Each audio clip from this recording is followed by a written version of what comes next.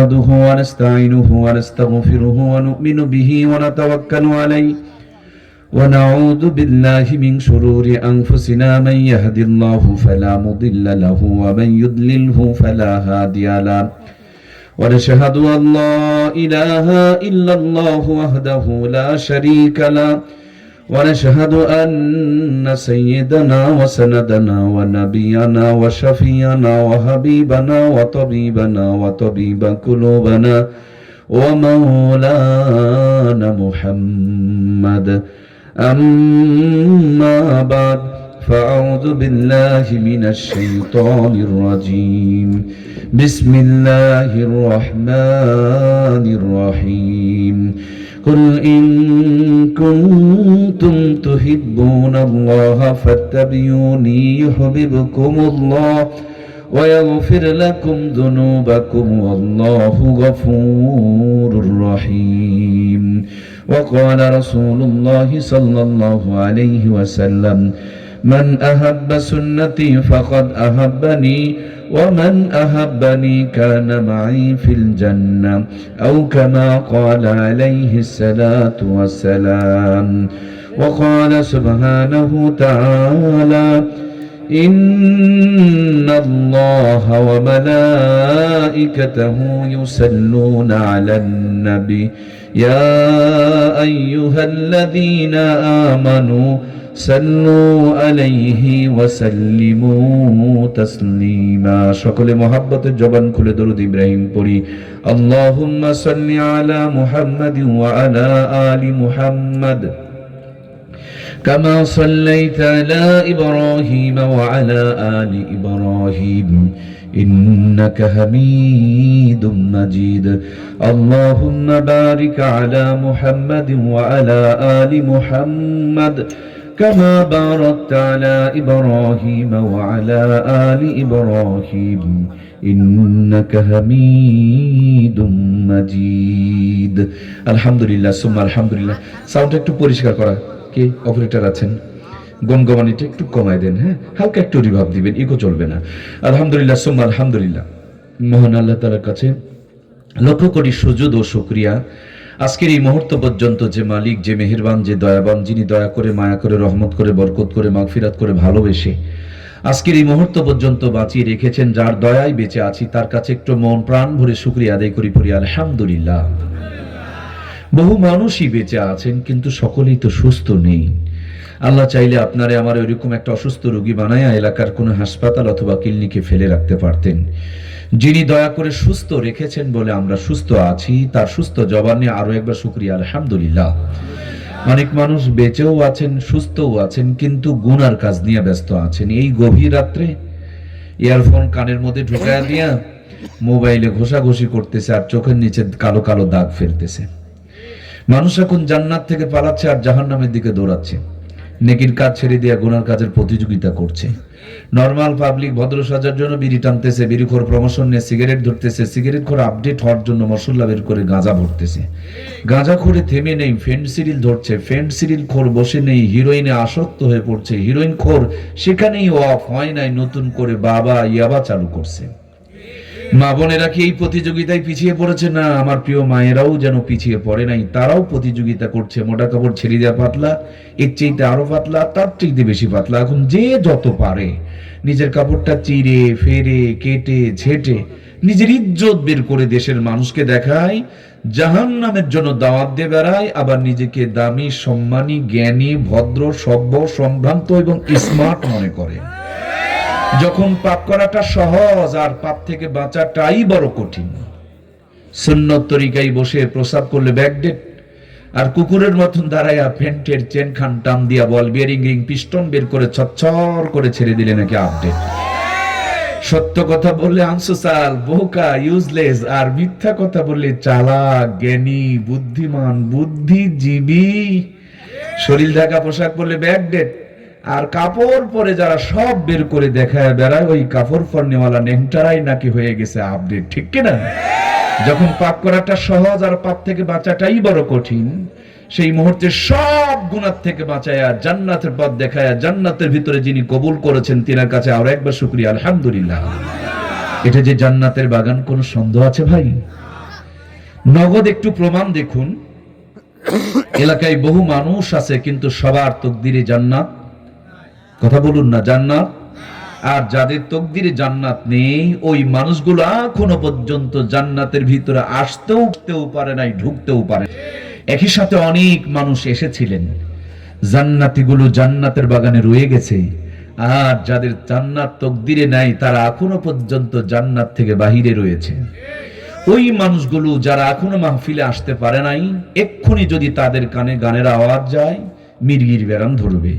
ঢোলের আওয়াজ গেলে সেই লোকগুলো লাফাইতে শুরু করবে। যদি মমতাজ আপা, শাকিব খান, শাহরুখ খান, সালমান খানের নাম শোনে, দেখবেন সামনের চেয়ার দখল করার জন্য শহীদ হয়ে যাবে, ঠিক কিনা? সে লোকগুলোকে দড়ি দিয়ে, জিনজুরি দিয়ে, শিকল দিয়ে বেঁধে আটকানো যায় না, অথচ তাদের কানে আজকে কোরআনের আওয়াজ যায়, হাদিসের আওয়াজ যায়। কোনো চেতনা নাই, অনুভূতি নাই, আবেগ নাই, ফিলিংস নাই, গুরুত্ব নাই। বুঝতে হবে ওদের ইমানের চার্জটাই ঠিক নাই। কথা বলুন, ঠিক কিনা? একটা মাছ পানির বাহিরে বাঁচে না। একজন মুসলমান কোরআন থেকে দূরে থাকতে পারে? মাছ যেটা হবে এটা পানির ভিতরে থাকবে, এটা মাছের পরিচয়। আর মুসলমান যেটা হবে এটা কোরআনের সাথে থাকবে, এটা তার ইমানের পরিচয়। কথা বলুন, ঠিক কিনা? আমরা কোরআনের সুপারিশ নিয়ে কে কে জান্নাতে যেতে চায়? আল্লাহর কোরআনের সঙ্গে দুইখানা হাত উত্তোলন করে দেখায়। লিল্লাহে তাকবীর। আল্লাহ আমাদের হাতগুলোকে কোরআনের পক্ষে কবুল করে নাও, বলুন আমিন। কোরআনের নূর, কোরআনের আলো, কোরআনের সুপারিশ দিয়ে আমাদের দুনিয়া আখিরাতকে আলোময় বানিয়ে দাও, বলুন আমিন। আল্লাহ তুমি আমাদেরকে কোরআন ওয়ালা মুসলমান হওয়ার তৌফিক দিয়ে দাও, আবারও বলুন আমিন।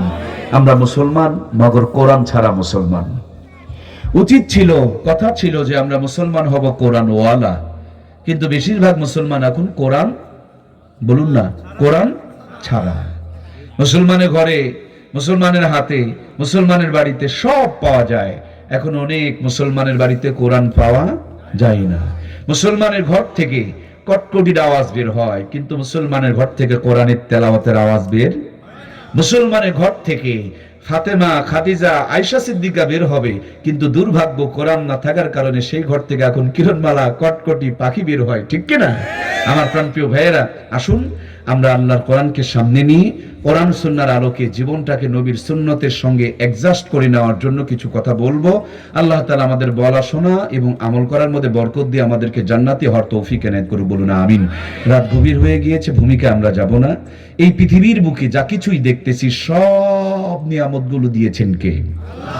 একজন মানুষ সত্যিকার অর্থে তার যদি মস্তিষ্ক ভালো থাকে, সে চোখ মিললে যা কিছু দেখতে পাবে সবগুলো কার দান? আমাদের চোখ দুটো, মস্তিষ্কটা, কথা বলছি এই মুখটা, নিঃশ্বাস নিচ্ছে এই অক্সিজেন গুলো, সুবহানাল্লাহ। অত একজন মানুষ আল্লাহর প্রেমে পড়ে যাবে। আমরা আল্লাহর খাই, আল্লাহর পড়ি, আর আল্লাহর সঙ্গে নাফরমানি করি। একটা মানুষ একটা মিনিট একটু স্থির হয়ে ভাবেন তো, কিচ্ছু ছিলাম না, সব কিছু কে দিয়েছেন? সব থাকবে, কিন্তু একদিন আমরাও থাকবো না। যদি মায়ের কথা বলেন, মা কি আপনি বানিয়েছেন না রব দিয়েছেন? আবার যদি বাবার কথা ভাবেন, বাবাকেও আপনি বানান নাই, বাবাকেও দান করেছেন। তিনি কে? দুনিয়াতে আসেন নাই, দুনিয়ার মুখ দেখি নাই, সামান্য একটা ফোঁটা নাপাক পানি। বাবার উরুসের মধ্যে বিরাজমান, বাবা মা বৈধ ভালোবাসায় একত্রিত হয়েছে। বাবার উরুস থেকে মার রহিমের মধ্যে পানির ফোঁটা ট্রান্সফার হয়ে গিয়েছে। কোন অস্তিত্ব নাই, নাম নাই, নিশানা নাই, গন্ধ নাই। ওই পানির ফোঁটার মধ্যে সর্বপ্রথম আপনার আমার জন্য যিনি প্ল্যান করেছেন, ডিজাইন করেছেন, নকশা করেছিলেন আর পরিকল্পনা করেছেন, সেই মহা পরিকল্পনাকারীর নাম কি? কিচ্ছু ছিল না, তিনি পরিকল্পনা করেছেন। পানির ফোঁটাটাকে রক্তপিণ্ড বানালেন, রক্তপিণ্ডকে গোস্তপিণ্ড বানালেন, স্ট্রাকচার তৈরি করে দিয়ে এখন একটু খাবারের দরকার। যার পেটে ঢুকেছেন তিনি খাবার কোনো চিন্তা ভাবনা করেন নাই। রব আপনারে আমারে ভোলে নাই, মার নারীর সাথে সংযোগ করে দিয়া দীর্ঘ 10 মাস 10 দিন ধরে মায়ের পেটে তিলে তিলে যিনি গড়ে তুলেছেন, সেই মহা পরিকল্পনাকারী নাম। ঢুকেছিলাম সামান্য প্রসবের রাস্তা দিয়া, সেই পথ দিয়ে আর বের হওয়া যাবে না। এখন আপনার আমার বের হওয়ার জন্য বড় রাস্তার দরকার। মাও ভাবে নাই, বাবাও চিন্তা করে নাই, এদেশের সরকার আপনার আমার জন্য কোনো পরিকল্পনা নেয় নাই, কিন্তু রব আপনারে আমারে ভোলে নাই। আল্লাহ তাআলা বলেন সুম্মা সাবিলা ইয়াসারা, মায়ের ছোট্ট প্রসবের রাস্তাকে প্রশস্ত করে দিয়া দুনিয়াতে আসার ব্যবস্থা করেছেন তিনি কে? দুনিয়াতে আসার পর এই পৃথিবীর মানুষগুলো আপনার আমার খাবারের সিঙ্গেল লাইনটাকে যখন ডিসকানেক্ট করে দিলেন, বিচ্ছিন্ন করে দিলেন, আপনার আমার খাবারের সংযোগটাকে যখন তারা কেটে দিলেন, আমার ভাইয়েরা, এই সিঙ্গেল সংযোগটা কাটার আগে মায়ের বুকের মধ্যে ডবল লাইন, ডবল সংযোগ, ডবল খাবারের জোয়ার দান করেছেন তিনি কে? মার কোলে ছিলাম না, মার বুকে খাবার ছিল না, আবার মার বুকে থাকবো না, সেদিন মার কোলে যেদিন থাকবো না, মার বুকে দুধও আসবে না। আমি কোলে এসেছি, তার আগেই আমার মার বুকে আল্লাহ তাআলা রিজিক ব্যবস্থা করেছেন। সুবহানাল্লাহ। একটা কাটা হয়েছে, ডবল চালু হয়ে গিয়েছে।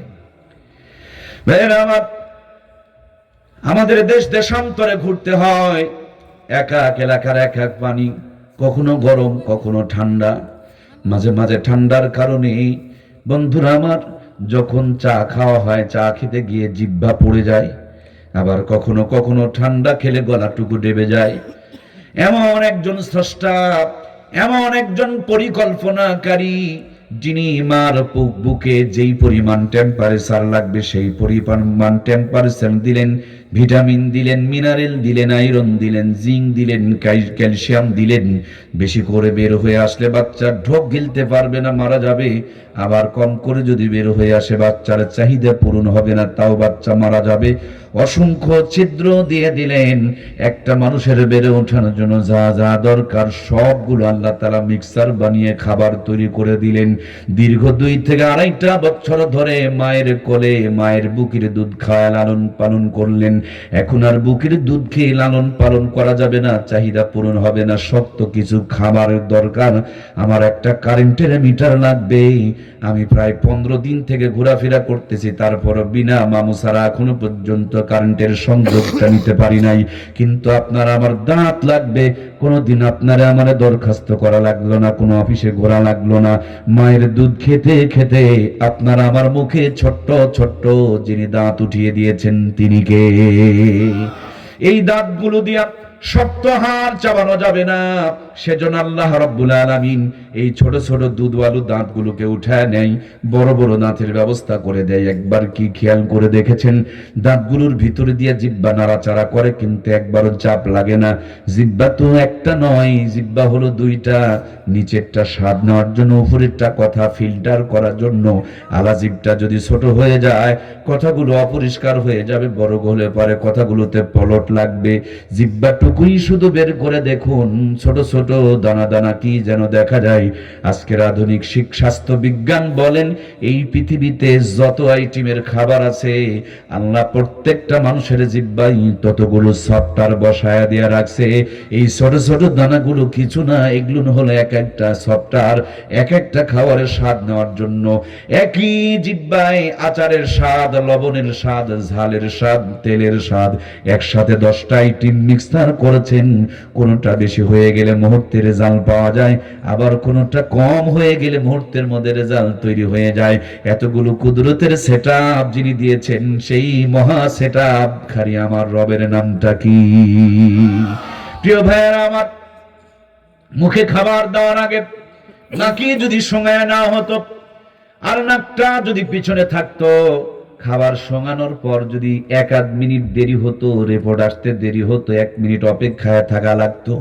এমন জায়গায় নাক দিয়ে দিলেন, মুখে দেওয়ার আগে নাকে গন্ধ চলে যায়, সেকেন্ডের মধ্যে রিপোর্ট তৈরি হয়ে যায়, মুহূর্তের মধ্যে মেমোরিতে জমা হয়ে যায়। মেমোরি আবার মুহূর্তের মধ্যে হাতের মধ্যে সিগন্যাল দিয়ে দেয়। খাবার যদি ভালো থাকে মুখের দিকে তোলে, আর খাবার যদি খারাপ হয়ে যায় ডাস্টবিনে দেয় ফেলে। এত সুন্দর করে আপনাকে আমাকে যিনি লালন পালন করেছেন, সৃষ্টি করেছেন, সেটআপ দিয়েছেন, ওই আল্লাহর কুদরতি কদমে দিনরাত 24 ঘন্টায় 5টা বার সেজদা দেওয়ার দরকার আছে না নাই? প্রিয় ভাইয়ের আমার, নাকটারে লম্বা করে দিলেন, চোখ দুটো যদি নাকের মতন লম্বা হতো, গুটা লেগে চোখের পানিগুলো বের হয়ে গেলে আপনি আমি কানা হয়ে যেতাম, দুনিয়ার সব অনর্থক হয়ে যেত। চোখটা বড় দামি, ভিতরে দিলেন সাইড দিয়ে শক্ত কভার দিয়ে দিলেন, আবার অতিরিক্ত নিরাপত্তার জন্য চোখের পাতা নামক একটা শাটার দিয়ে দিলেন। দোকানের শাটার যেমন তোলার নামা করা হয়, চোখের উপরে আল্লাহ তাআলার কুদরতের শাটার দিয়ে দিলেন। সামনে একটা গাছের ডাল ছিঁড়ে পড়েছে, পাতা ছুটে আসতেছে, চোখ দেখা মাত্র মেমোরিকে খবর দেয়, মেমোরি মুহূর্তের মধ্যে চোখের পর্দা বন্ধ করে দেয়। আবার সামনে গাড়ি তো 80 স্পিডে চলতেছে, না খুললে গাছের সাথে ধাক্কা লেগে তছনছ হয়ে যাবে, মুহূর্তের মধ্যে আবার চোখের শাটার খুলতে বলে দেয়। তার মানে কত সূক্ষ্ম করে যিনি আপনাকে আমাকে সৃষ্টি করেছেন, এমনি এমনি সৃষ্টি করে নাই। ওই স্রষ্টার কুদরতি কদমে 5টা বার নিজের কপালটা লাগানোর দরকার আছে না নাই? ভাইয়ের আমার, অল্প কিছুদিন আগে পাবনায় প্রোগ্রাম ছিল, পাগল গারদ দেখতে গেলাম। আহারে, কত কোটিপতির সন্তান, দেখতে কত সুদর্শন, কত শিক্ষিত মানুষ সব আছে, শুধু মাথার কোনো একটা তার ছিঁড়ে গিয়েছে, মাথার কোনো একটা নার্ভ দুর্বল হয়ে গিয়েছে, মাথার কোনো একটা সংযোগ ডিসকানেক্ট হয়ে গিয়েছে। লোকটার আপন পর চিনে না, ভালো মন্দ বোঝে না, শীত গরমের পার্থক্য করতে পারে না। এমনও পাগল আছে নিজের পায়খানা নিজের খাবারের মধ্যে মিশায় নাই। এই শীতের দিনে ঠান্ডা জায়গায় দাঁড়িয়ে পলিথিন আর বোতলগুলো কুড়িয়ে কুড়িয়ে বোঝা ভারী করে রাস্তার মধ্যে হাঁটাফেরা শুরু করে দেয়। আল্লাহ সব কিছু দেওয়ার পর আপনার আমার ওই মাথার তারটাকে যদি ডিসকানেক্ট করে দিত, এই রহমতপুর এলাকার কোন রাস্তার কিনারে আপনি আমি দাঁড়িয়েও পলিথিন কুড়াইতাম, বোতল কুড়াইতাম, ছেঁড়া কাপড় পরে থাকতাম, শরীরের পায়খানা মেখে নিজে নিজে ঘোরাফেরা করতাম। যে আল্লাহ এখনো পর্যন্ত পাগল বানায় নাই, ও আল্লাহর গোলামেরা ওই আল্লাহর দেওয়া মাথাটা আল্লাহর কুদরতি কদমে লাগানোর দরকার আছে না নাই? পৃথিবীতে সবচাইতে টেনশন মুক্ত যে মানুষ, সে মানুষগুলো হলো নামাজি মানুষ। সুবহানাল্লাহ বলবেন না? সারাদিন কাজ করেছেন, বাসায় ফিরলে শান্তি লাগে। সারাদিন কাজ করেছেন, বিবির কোলে মাথা দিয়ে অথবা বুকে মাথা দিয়ে ঘুমালে শান্তি লাগে। সারাদিন কাজ করেছেন, সন্তানকে বুকে নিলে কলিজাটা ভরে যায়। সবচেয়ে বেশি শান্তি তো ওটাই। সব পেরেশানি নিয়ে বান্দা যখন মালিকের কুদরতি কদমে সেজদা দিয়ে চোখের পানি ছেড়ে দেয়, বান্দার সব পেরেশানিগুলো মুহূর্তের মধ্যে আল্লাহ দূর করে দেয়। এজন্য নামাজিরা বেশি বাঁচে। সুবহানাল্লাহ বলবেন না? নামাজিরা বেশি সুস্থ থাকে। সুবহানাল্লাহ বলুন। নামাজির প্রেসার, ডায়াবেটিস, উচ্চ রক্তচাপ কম। এটা আমার মুখের কথা না, এটা বর্তমানের আধুনিক স্বাস্থ্য বিজ্ঞানের গবেষণা। মাথা থাকলে ব্যথা থাকবে, মাথা নাই তো ব্যথা নাই। যত পেরেশানিতে থাকেন, কিছু কিছু কথা আছে বইয়ের সঙ্গে বলা যায় না। যারা বিয়ে করেছেন কথা বলুন, সব কথা কি বাড়িয়ালিকে বলা যায়? আবার অনেক কথা আছে গর্ভধারিণী মায়ের কাছেও বলুন না। কথা বলছেন না কেন ভাই? বলা যায়? মায়ের কাছে সব কথা বলা যায়? সব কথা বলা যায় না। যেমন কিছুদিন আগে আমার আম্মা মারা গেছে, তো অনেক কষ্ট থাকলে মায়ের কাছে বলতাম না। কেন? যে বললে মা আমার টেনশন করবে, রাতের বেলা ঘুমাতে পারবে না, আমার কথাই ভাববে, কিন্তু অযথা বেচারিটাকে কেন কষ্ট দেব? অনেক কথা আছে বাবার কাছে বলা যায় না, অনেক কথা আছে বন্ধু মহলে বলা যায় না, কিন্তু পৃথিবীতে এমন কথা নাই যেই কথা আমার রবকে বলা কি যায় কিনা। আমার বান্ধবী লাগবে, বাবারে বলতে পারবো না, মায়েরে বলতে পারবো না, আমার বিবিকে দিয়ে চাহিদা পূরণ হচ্ছে না, আরো একটা বউ লাগবে, এটা কি দুনিয়ার কারো বলা যাবে? কিন্তু আল্লাহরে বলা যাবে কি যাবে না? আমার প্রিয় ভাইয়েরা, মনের মধ্যে আমার শান্তি নাই, সব জায়গাতে সবকিছু আমার রবকে বলা যায়। সুতরাং একজন মানুষ যদি তার মালিকের কুদরতি কদমে সেজদা দিয়া তার মাথার সমস্ত দায়িত্বগুলো, বোঝাগুলো, তার জিম্মাদারিগুলো যদি আল্লাহর কুদরতি হাতে সফরদ করে দিয়ে দিতে পারে, এক মাথার মধ্যে হাজার টেনশন নিয়ে ঘুমানো এক মতন, আর নামাজ পড়ে সারা নামাজ পড়ে সেজদা দিয়া বালিশে দিয়ে মাথা ঘুম দিয়ে ঘুমানোটা আর এক মতন। বেনামাজি টেনশন নিয়ে ঘুমাবে, আর নামাজি সেজদা দিয়া তার সব দায়িত্ব আল্লাহর কুদরতি হাতে অর্পণ করে দিয়া নো টেনশন হয়ে নাক ডেকে ঘুম পারবে। এজন্য প্রাণপ্রিয় ভাইয়েরা আমার, এই দুনিয়ার বুকে যত নিয়ামত দেখতেছি, একবার খালি তাকিয়ে দেখুন তো, বিনা খুঁটিতে আসমানকে ঝুলন্ত অবস্থায় রেখেছেন কে? জমিনটারে বিছিয়ে রেখেছেন কে? একই জমিনে আম গাছ, আবার এক এক আমের মধ্যে আর এক এক রকমের স্বাদ। আম গাছের সাথেই কাঁঠাল গাছ, আমের স্বাদ আর কাঁঠাল স্বাদের মধ্যে আসমান জমিনের পার্থক্য। কাঁঠাল গাছের কর্নারে নারিকেল গাছ, কার ইশারাই তার ফলের মধ্যে রুটি আর পানি নিয়ে অপেক্ষায় রয়েছে। নারিকেল গাছের কর্নারে খেজুরের গাছ, এই শীতের দিনে কার ইঙ্গিত পেয়ে আপনাকে আমাকে রস পান করাইতেছে। খেজুরের একটা ফোঁটা টপ টপ করে রসগুলো পড়তেছে, যে জায়গায় রস পড়ে ওই জায়গায় একটা মরিচের গাছ, ঝালের গাছ তৈরি হয়েছে। মিষ্টি রস খায়, অথচ তার ভিতরে প্রচন্ড পরিমাণ ঝাল তৈরি হয়ে যায়।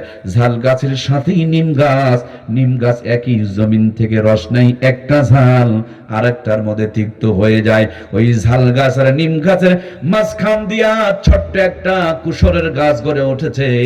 কে তার ভিতরে গিরাই গিরাই পরে পরে আপনার আমার জন্য শরবত রেডি করে রেখে দিয়েছে। তারই পাশে খেজুর গাছ, পৃথিবীর সবচেয়ে দামি নিয়ামত নিয়ে অপেক্ষায় রয়েছে। তার মানে আমার ভাইয়েরা, একবার কি খেয়াল করে দেখেছেন, এই পৃথিবীতে আল্লাহ তার বান্দাকে লালন পালন করার জন্য লক্ষ লক্ষ কোটি কোটি আইটেমের নিয়ামতের ব্যবস্থা করে রেখেছে।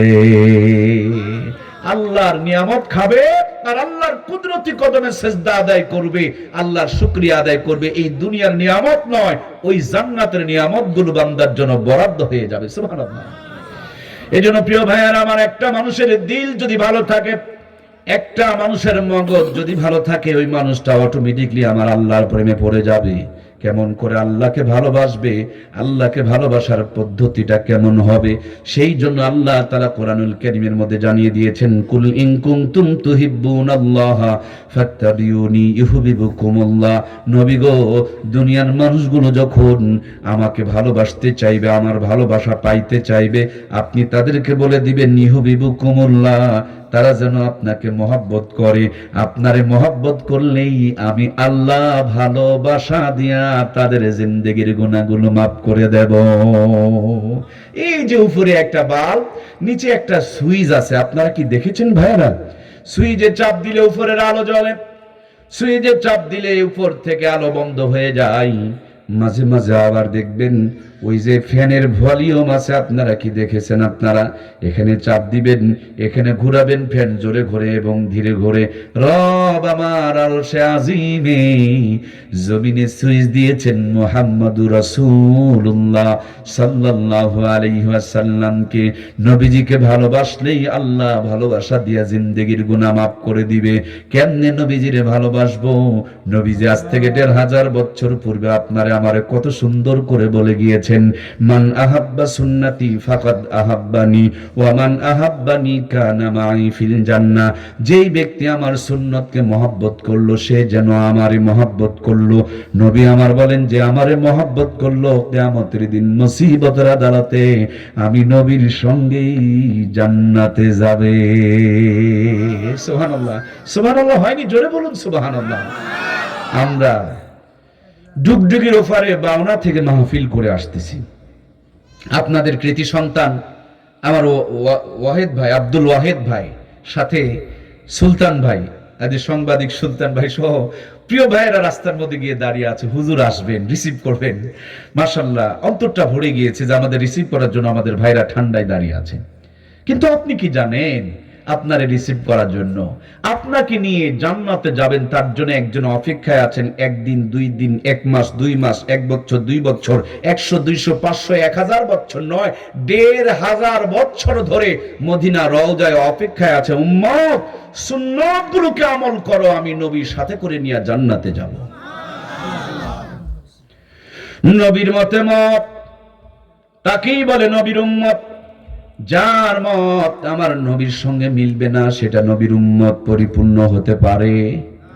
আপনাদের এলাকায় কি কাপড়ের দোকানে কাপড়ও পাওয়া যায়? কাপড় কি এমনি এমনি দেয় না, মেপে দেয়? গজে মেপে দেয়, মিটারে মেপে দেয়। আগে মিটার চলতো, এখন গজ চলে।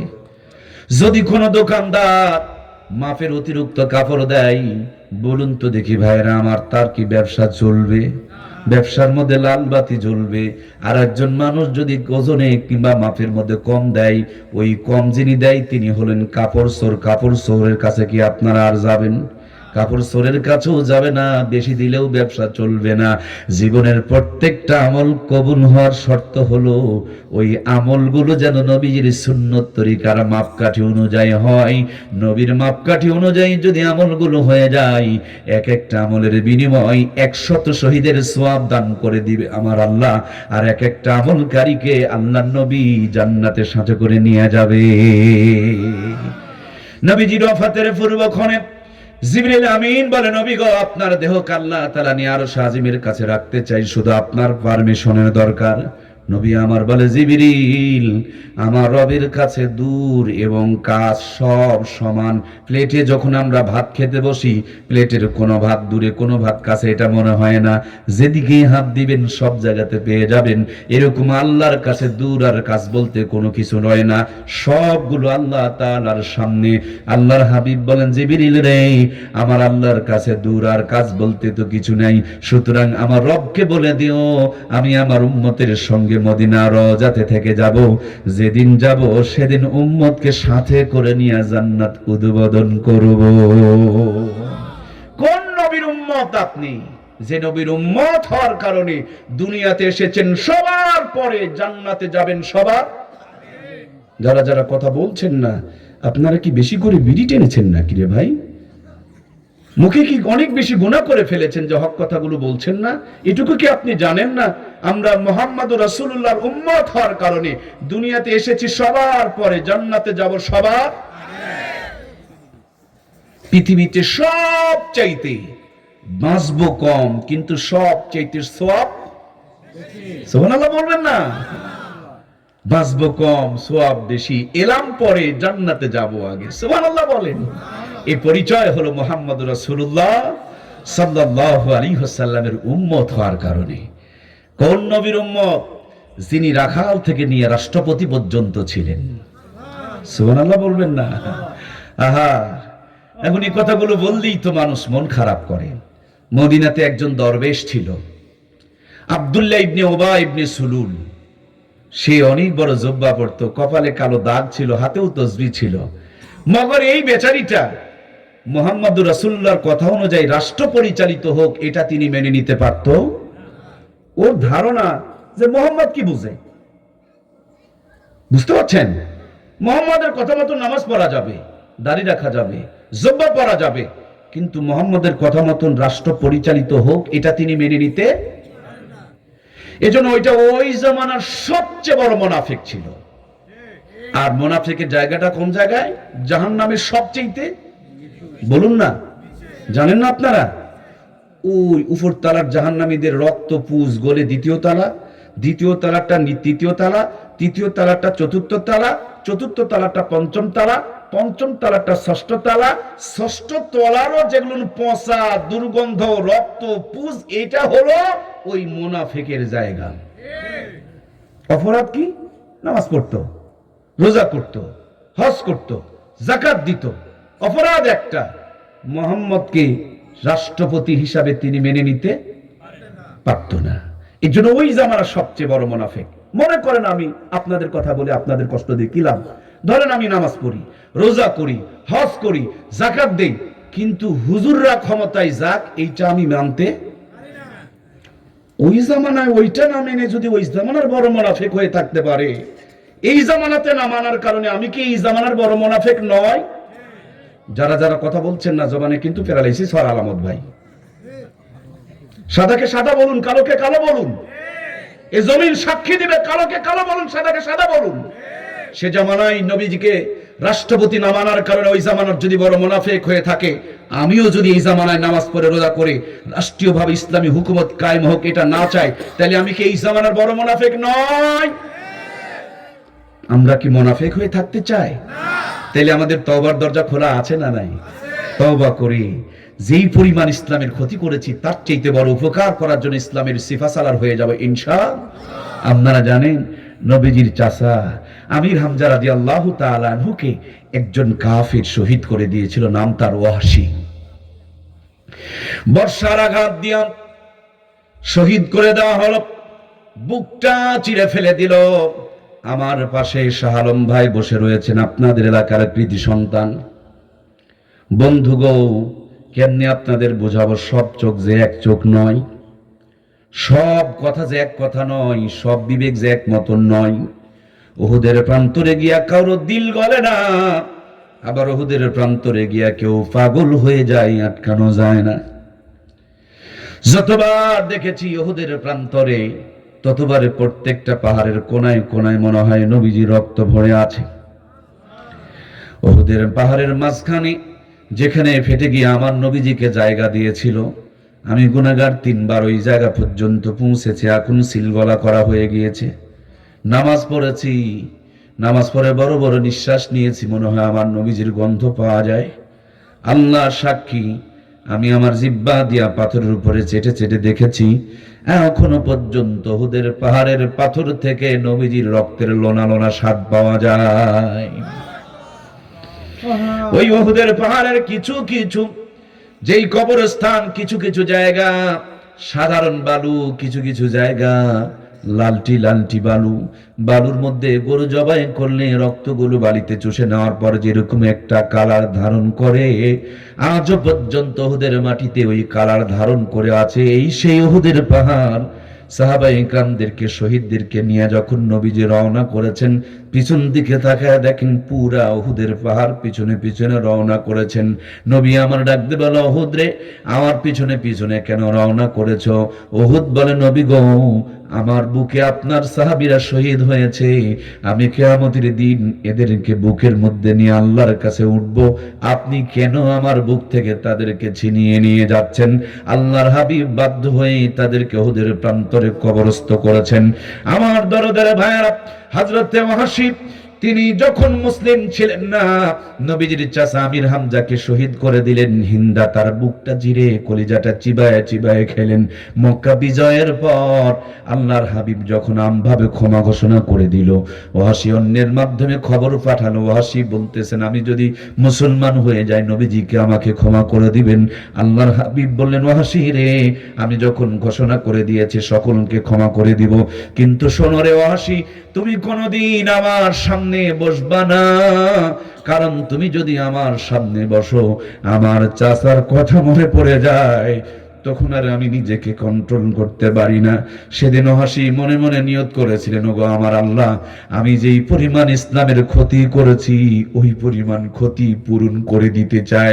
আমার এই হাত দিয়া ইসলামের একজন বড় যোদ্ধাকে যেমন নিধন করে দিয়েছি, ইসলামের একজন বড় দুশমনকেও নিধন করে তার প্রতিশোধ নিতে চায়। পরবর্তীতে আমার ভাইয়েরা, মুসাল্লামাতুল কাজ্জাব নামক একজন নবী বলে দাবি করেছিলেন। এই ওয়াহশী তার বল্লমের আঘাতে তাকে দুনিয়া থেকে বিদায় করে দিয়েছিলেন। এতদিন পর্যন্ত কোরআনের বিপক্ষে যাদের স্লোগান ছিল, যাদের পদ্ধতি আর পথ চলা ছিল, ওই মানুষগুলো যদি তওবা করতে পারি, যে ওয়াহশী নবীর চাচাকে শহীদ করে দিয়া জাহান্নামী হয়েছিলেন, কিন্তু পরবর্তীতে ইসলামের দুশমনকে খতম করে দিয়া জান্নাতের আবার সৈনিক হয়ে গিয়েছেন। আমরা যারা কোরআনের বিপক্ষে ছিলাম, আজকে যদি নিয়ত করে তওবা করে ইসলামের খাদেম হয়ে যেতে চাই, আল্লাহ তাআলা আমাদেরকে এই নর্দমা থেকে তুলে নিয়ে জান্নাতের মেহমান বানিয়ে দিতে পারে, ঠিক কিনা? এজন্য যতদিন বেঁচে আছি কোরআনের পক্ষেই কাজ করে যাব ইনশাআল্লাহ। কষ্ট হচ্ছে দরদের ভাইরা, একটুখানি মন প্রাণ খুলে একটু মনের কাম দিয়ে কথাগুলো শুনুন। আল্লাহ যেন এই কথাগুলোর মধ্যে আমাদের হেদায়েত দান করে দেয়, বলুন আমিন। একজনও উঠবেন না, আমার বিনীত অনুরোধ। আল্লাহ তাআলা, আমি শুকরিয়ার জন্য বলছি, আমাকে 14 বার পবিত্র হজে নিয়েছেন, শতাধিকবার উমরায় নিয়েছেন। আমার পাশে ডানে বামে হাজী সাহেবরা বসে আছে, শাহ আলম ভাই বসে আছেন, বড় বড় ভালো ভালো মানুষরা বসে আছি। রাত গভীর হয়ে গিয়েছে। আল্লাহ তাআলা এই মাহফিলটা আমাদের জন্য নাজাতের জড়িয়া বানিয়ে দেয়, বলুন আমিন। আমি মুসাফির হালতে আপনাদের খেদমতে আসা, একসাথে আমরা দোয়া করে বিদায় নেব যেন আল্লাহ একসাথে জান্নাতে নেয়, বলুন আমিন। নবী হযরত ইব্রাহিম আলাইহিস সালাম যখন আগুনের ভিতরে, মজার দুইটি ঘটনা ঘটে গিয়েছিল। একটা প্রাণীর নাম ব্যাঙ, সে ঠোঁটের মধ্যে পানি নিয়ে ছিটায়া ছিটায়া দিচ্ছিল। ব্যাঙকে বলা হলো এমনটি করো কেন? ব্যাঙ বলেন হযরত ইব্রাহিমকে বাঁচানোর জন্য। ব্যাঙকে জিজ্ঞেস করা হলো তোমার এইটুকু পানি দিয়া তো ইব্রাহিমকে বাঁচানো যাবে না। ব্যাঙ বলে বাঁচবে কিনা, বাঁচানো যাবে কিনা সেটা আমার সাবজেক্ট আর ম্যাটার না। আমার সাবজেক্ট হলো আমি যতক্ষণ পর্যন্ত বেঁচে আছি আল্লাহর নবীকে বাঁচানোর জন্য চেষ্টা করে যাব, এটাই হলো আমার দায়িত্ব আর কর্তব্য। জোরে বলুন সুবহানাল্লাহ। এই জন্য দুনিয়ার বুকে কোনদিন কেউ ব্যাঙকে মারে না। যদি ছোট্ট বাচ্চারা ব্যাঙের উপরে প্রহার করে আঘাত করে, দেখবেন মুরব্বীরা বলে ব্যাঙকে মেরো না মেরো না। ভালো করে জিজ্ঞেস করবেন কেন, দেখবেন ঘটনা এটাই বলবে। কিন্তু আল্লামা শেখ সাদী রহমাতুল্লাহি আলাইহি বলেন এটা ব্যাঙ ছিল না, এটা ছিল হুমা পাখি।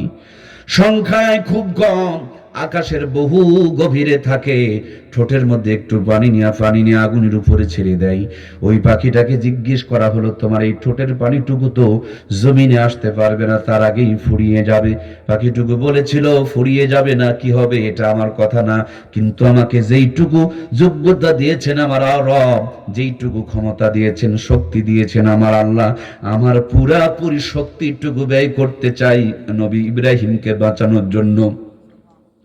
এই জন্য আল্লামা শেখ সাদী রহমাতুল্লাহি আলাইহি বলেন এই হুমা পাখি যদি কোনো মানুষের মাথার উপরে ছায়া দেয়, দুনিয়ার বুকে ওই মানুষটা রাজা বাদশাহ না হলে আল্লাহর ওলি হয়ে যাবে। আর একটা প্রাণীর নাম হলো কাকলাস, ডাহিন, খাটাস, রক্তচোষা, গিরগিটি। আপনাদের এলাকায় কি বলে? লাইচোষা। কালার চেঞ্জ করে ভাই, চেনেন না আপনারা? কখনো সবুজ, কখনো লাল, আবার কখনো কখনো হলুদ হয়ে যায়। কথা কি বুঝতে পারছেন? আমাদের মতন আর কি, মাঝে মাঝে ওয়াজও শুনতে যায়, মাঝে মাঝে যাত্রাও। কথা বলছেন না কেন গো? মসজিদেও পাওয়া যায়, মন্দিরেও পাওয়া যায়। আল্লাহর নামে লাভ দেয়, ভগবান তুইও দেখিস। কি গো ভুল কইলাম নাকি? আমাদের মতন আর কি, রক্তচোষা, এক নীতি নেই, হাজার নীতিতে পরিবর্তনশীলতে। তো আমার প্রাণপ্রিয় ভাইয়েরা, এ নাকি বাতাস দিয়েছিল অথবা ফু দিয়েছিল অথবা খড়ি বহন করেছিল, আল্লাহ লানত তার ঘাড়ে চাপিয়ে দিয়েছে। দেখবেন ছোট ভাইয়েরা রাস্তা পথে কাকলাস মারার জন্য শুক্রবারে বের হয়, আমরাও আগে বের হইতাম।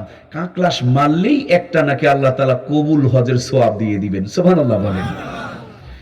এই জন্য প্রিয় ভাইয়েরা আমার, এই বাংলার জমিনে আলেমদেরকে নিধন করার জন্য যারা ষড়যন্ত্র করেছিল, বাংলার মুসলমান তাদেরকে কাকলাসের মতন লাঠি পিটা দিয়ে মামু বাড়িতে পাঠাইছে। কথা বলুন ঠিক কিনা?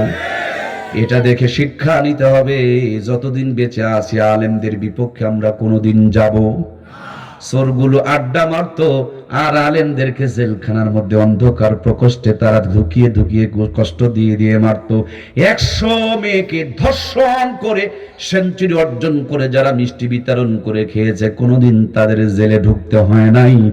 আর হাজার শত বছরের শ্রেষ্ঠ মানব, বাংলার জমিন সহ গোটা পৃথিবীতে কোরআনের তাফসিরের যিনি প্রবর্তক, যিনি তাফসির বলতেই যার কথাটা মনে আসে, ওই কোরআনের পাখিটাকে ধর্ষণকারীর প্রধান আসামি বানিয়ে হাজার হাজার মেয়েকে ধর্ষণ করেছে, এরকম অপবাদ তার ঘাড়ে চাপিয়ে দেওয়া হয়েছিল। এই মিথ্যা অপবাদ দেওয়ার কারণে ওরা জমিনে ষড়যন্ত্র করেছে, আর ওদের জন্য ফাইসালা আসমানে নির্ধারণ হয়ে গিয়েছে। কথা বলুন ঠিক কিনা? কি বেকুব মানুষ তারা গো! আল্লামা সাঈদী নাকি হাজার হাজার মেয়েকে ধর্ষণ করেছে। আরে বাবা, এখন না হলে প্যান্থার, তারপরে মায়াবরী বের হয়েছে, স্বাধীনতার সময় তো এটা ছিল না রে ভাই। তো যে মানুষ হাজার হাজার মেয়েকে ধর্ষণ করলো, না হলেও তো 2-4 হাজার সন্তান হয়েছিল। কি কম যদি করেই থাকে ওদের কথা মতন, হাজার হাজার মানে কয়েক হাজার, তো কয়েক হাজার ধর্ষণ করে তো কয়েক হাজার সন্তানের বাপ তিনি হয়েছেন। তো যার বেশি সন্তান সেই তো জাতির পিতা হবে। কথা বুঝেনি গো?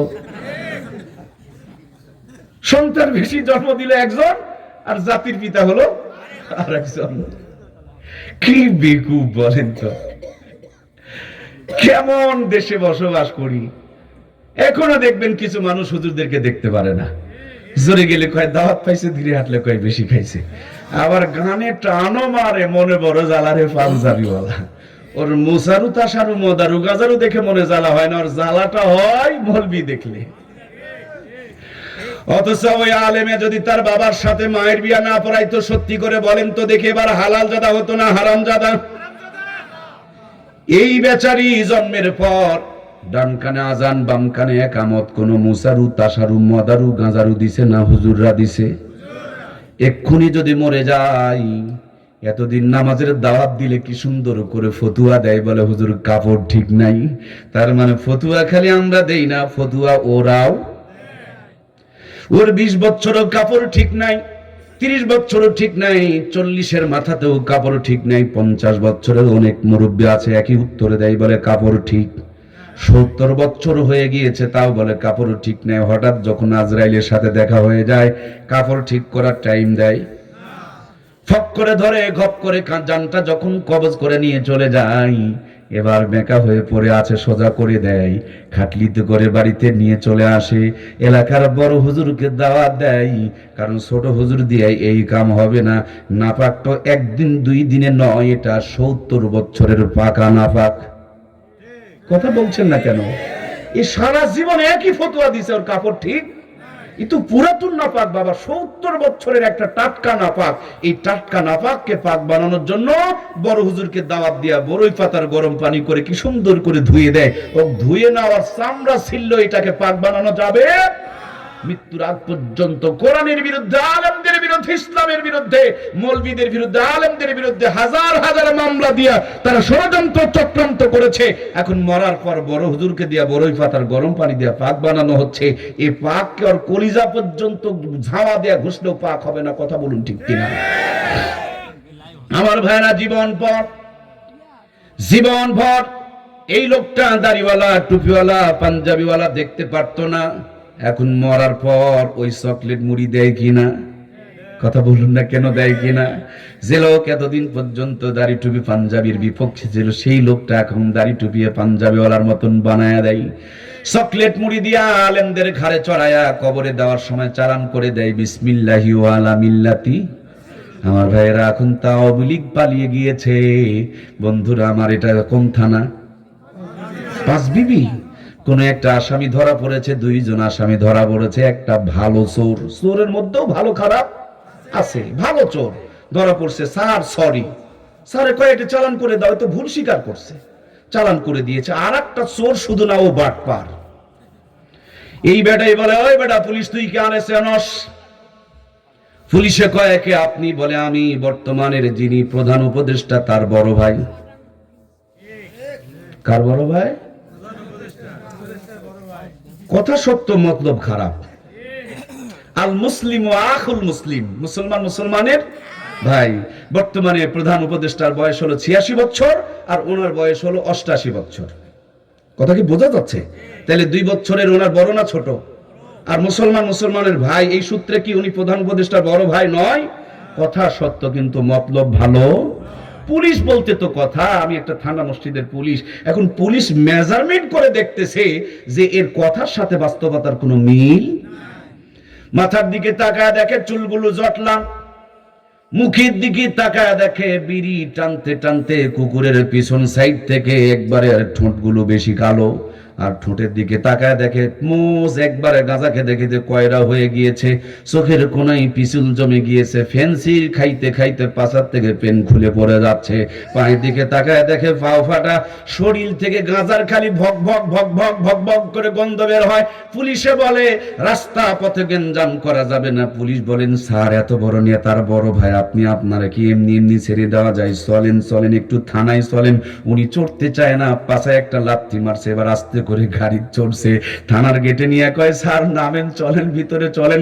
নামতে চায় না, আর একটা লাথি মারছে। এবার থানার ভিতরে গিয়েছে, থানার ভিতরে নিয়ে ঘরের মধ্যে বসতে দিয়া আস্তে করে দরজায় খিল দিয়া চোখের মধ্যে একটা গামছার বাঁধন দিয়া হাত দুটোকে পিছন দিকে নিয়ে 1.5 হাত একখান লাঠি। চিনেন তো আপনারা? কি গো ভাই, কথা বলছেন না কেন? চেনেন না? তেল তেল মাখানো থাকে। 1.5 হাত, বেশি নয়, মাত্র একটা। কেবল এইটা দিয়া ঠ্যাঙের গিরায় 2-4টা দিয়েছে। বন্ধুরা আমার, প্রধান উপদেষ্টার বড় ভাই ভর ভর ভর ভর করে জীবনের আকাম কুকামের সব ফিরিস্তিগুলো বলতে শুরু করে দিয়েছে। ও ময়না, আমি গল্প শোনাতে চাই না, আমি বাস্তবটা খালি বুঝাইতে চাই। বাংলাদেশের পুলিশ ঠ্যাঙের গিরায় বসান দিয়া সব তথ্য বের করতে পারে, কিন্তু আপনি আপনার বউটারে নিয়ে মার্কেটে মার্কেটে ঘুরাইয়া জেনার গুনাহ কামাই করেছেন, এগুলো বের করা পারবে না। ফজরের নামাজ পড়ে গিয়া মানুষের জমিনের আল ঠেলেছেন, ওইটাও বের করা পারবে না। হজে যাওয়ার আগে মেয়ের মাথায় হাত বুলাইয়া দোয়া করেছেন আর ছেলের নামে জমি লিখে দিয়ে চলে গিয়েছেন, ওইটা বের করতে পারবে না। মসজিদের কোনায় গিয়া তসবিহ পড়েছেন, এই তসবির দানাগুলো কিয়ামতের দিন আপনার জন্য আল্লাহর কাছে সাক্ষী দিবে। কিন্তু স্কুল ঘরে ঢোকার পর ইসলামের পক্ষে সিল না মেরে ইসলামের বিপক্ষে সিল মেরেছেন, ওইটা মনে হয় আল্লাহর ফেরেশতারা বের করতে পারবে না। যারা যারা কথা বলছেন না, দয়া করে সত্যর পক্ষে কথা বলেন, পারবে কিনা? সুতরাং আমার প্রিয় ভাইরা, মরতেই যদি হয়, মরার আগে সোজা হয়ে যেতে হবে। আল্লাহ কি সুন্দর করে তার জন্য আপনার আমার জন্য বলেছেন, ইয়া আইয়ুহাল্লাযীনা আমানু দুখুলু ফিস সিলমি কাফা ওয়া লা তাত্তাবিউ খুতুওয়াতিশ শাইতান ইন্নাহু লাকুম আদুব্বুম মুবিন। পরিপূর্ণভাবে ইসলামের মধ্যে প্রবেশ করো, শয়তানকে অনুসরণ করিও না। শয়তান আপনার আমার জন্য প্রকাশ্য বন্ধু না শত্রু। আমরা মাঝে মাঝে দেখবেন 2-4-5%, 10% ইসলামকে মানি, 90% ইসলামের বাহিরে রয়ে গিয়েছি। এই জন্য শান্তির পরিবর্তে অশান্তির আগুনে দাও দাও করে জ্বলতেছি।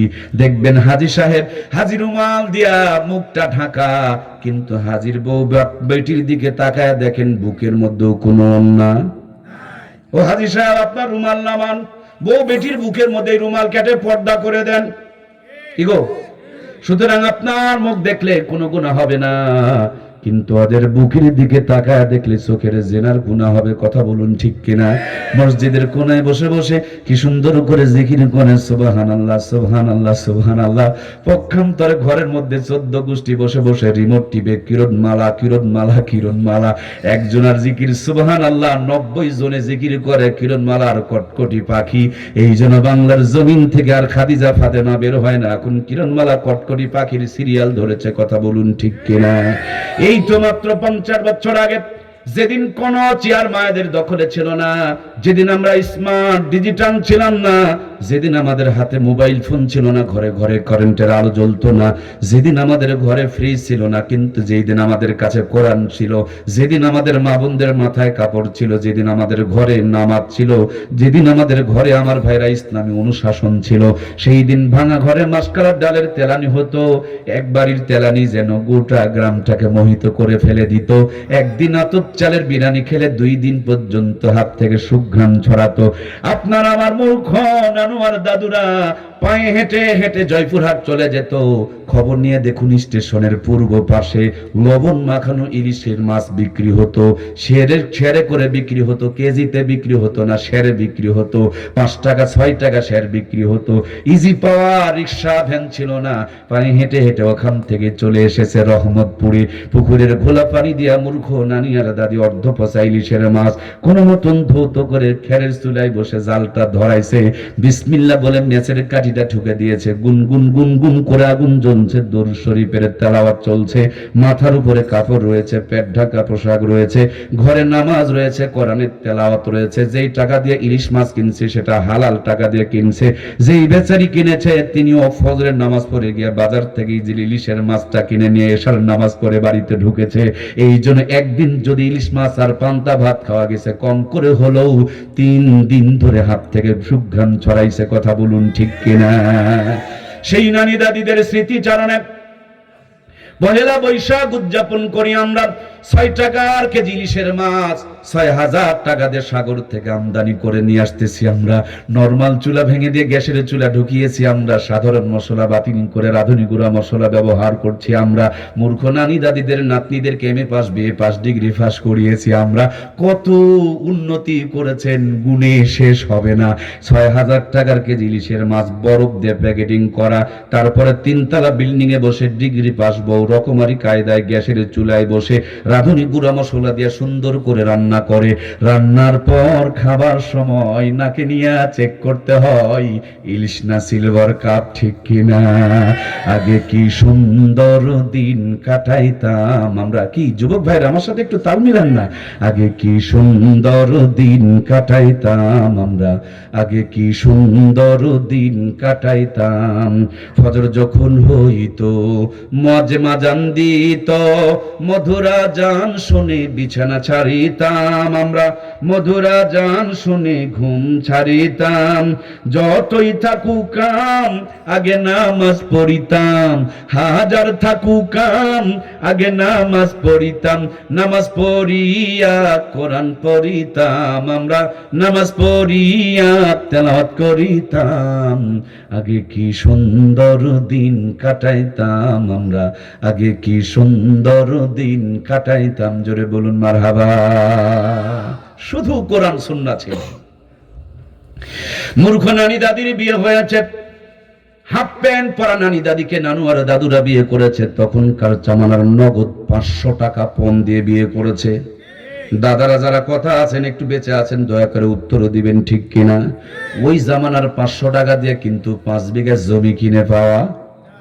কিন্তু তখনকার জামানার 5 বিঘা জমি মানে বর্তমান জামানার 50 লাখ টাকার চাইতেও 50 লক্ষ টাকা মূল্য দিয়া যেই নানি দাদির বিয়ে করা হলো, ওই নানি দাদির পেটে 12টা 18টা 15টা 20টা পর্যন্ত সন্তান জন্ম নিল।